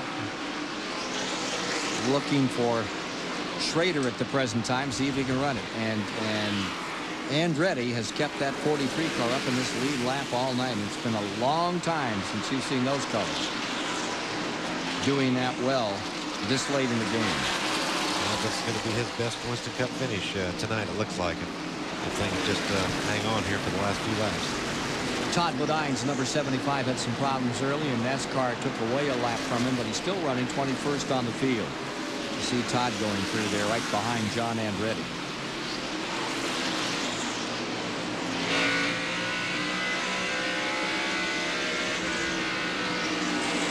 The 11 car just scooted by Rusty Wallace coming down the main straightaway here.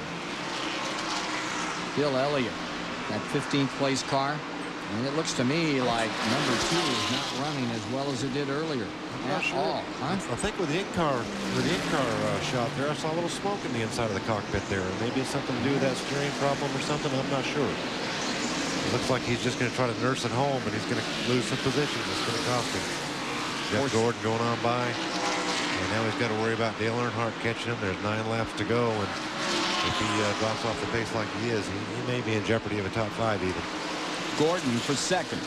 Wallace, number 2, falls to 3rd. Earnhardt moving in on him. That's frustrating. Run that hard all night, 390 laps, and now it starts causing problems. Dick Berggren. Buddy Parrott, the car's dropping back. What's wrong? I don't know. Maybe broke a valve spring or something.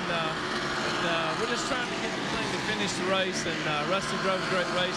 And that was a lot of fun tonight. Terry, Lamani, my hat's off to that crew. They did a great job. The car ran great. And anyway, we had a great night. And just want to come back to Dover and do what we did last night. And when they asked on the radio if he could finish, Rusty said, I don't know. You saw some smoke that last lap as he went down into turn number 1. Big plume coming out of the back of that car, and he is really trying to nurse this one home, trying to coddle the number 2 into any kind of a finish.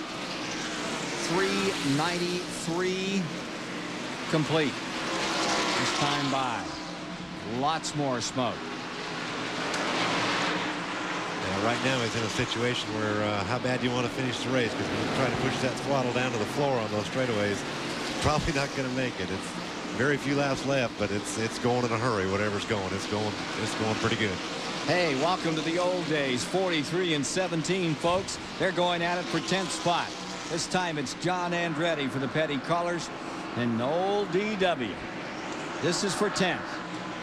Darrell tries to nose down to the bottom under John. Gets him a little high. Here they are at the line, and it's going to be Darrell Waltrip up there. Now John Andretti comes right back after him. Darrell has it for the moment. Turn 2. Waltrip has the spot down the backstretch. John Andretti fights his way right back on the outside. What a great track Richmond is. You want to see him run side by side. This is the place, as Brigham said. 4 to go. Darrell hasn't cleared him yet, John. There he goes. There he goes. He's got him. That crafty old experience has paid off. Yeah, that crafty old DW. 10th place. Wait for the leader right here.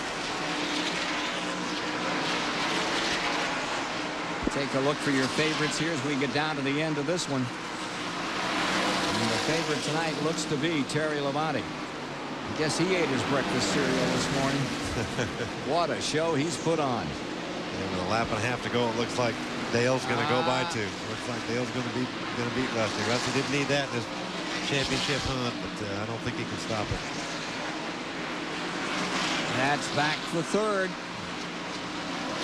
We talked about at the outset of tonight's race, Rusty Wallace trying to nurse it home. White flag is out around the track. And Wallace loses another spot going into the corner. Checker's about to fall. And the 12th career win is about to be recorded by Terry Labonte for Rick Hendrick. It'll be Gordon in second, and we'll see the 3 come across just in front. Earnhardt just in front of Rusty Wallace in third and fourth. So Chevrolet has won only 3 of the last 15 races. Hendrick Motorsports cars have won all 3 of those.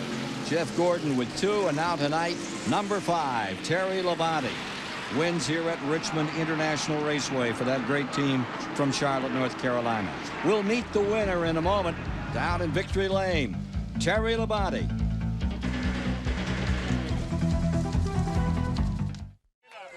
Terry Labonte about to clamber out of car number 5 after his 12th career win. Comes at Richmond International Raceway in an outstanding performance. Let's get on to Randy with our champion tonight.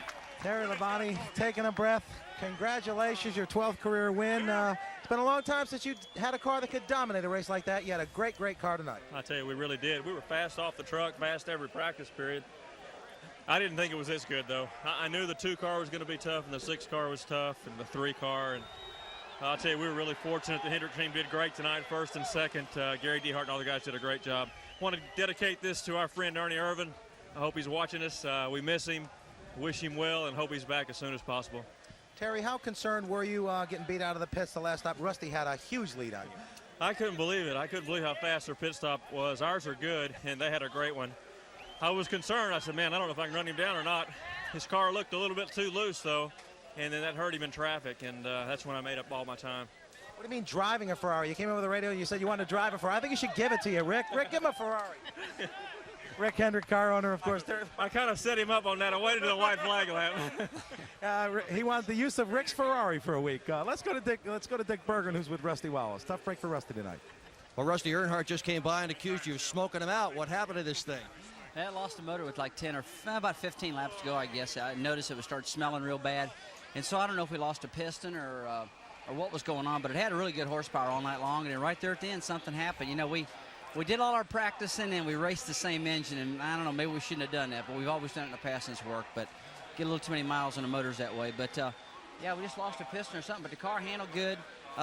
Terry was just better than I was. You know, I had a strong second-place car, had a killer pit stop right there at the end that got me up in a big lead. But, you know, I just couldn't roll through the center as fast as I needed to. And like I say, everything was fine. I just got beat tonight. And then right there at the end, I just milked the engine trying not to blow it up. And that's the reason I had to let the 3-car by right there the lap to go, because I didn't want to have a DNF. And he did a good job. He did finish in the top 5. Averaged 104.039 miles per hour to win here tonight. That was Terry Labonte finishing in second. Gordon, Earnhardt third, Wallace fourth, Rudd fifth, and Martin sixth. More in a moment.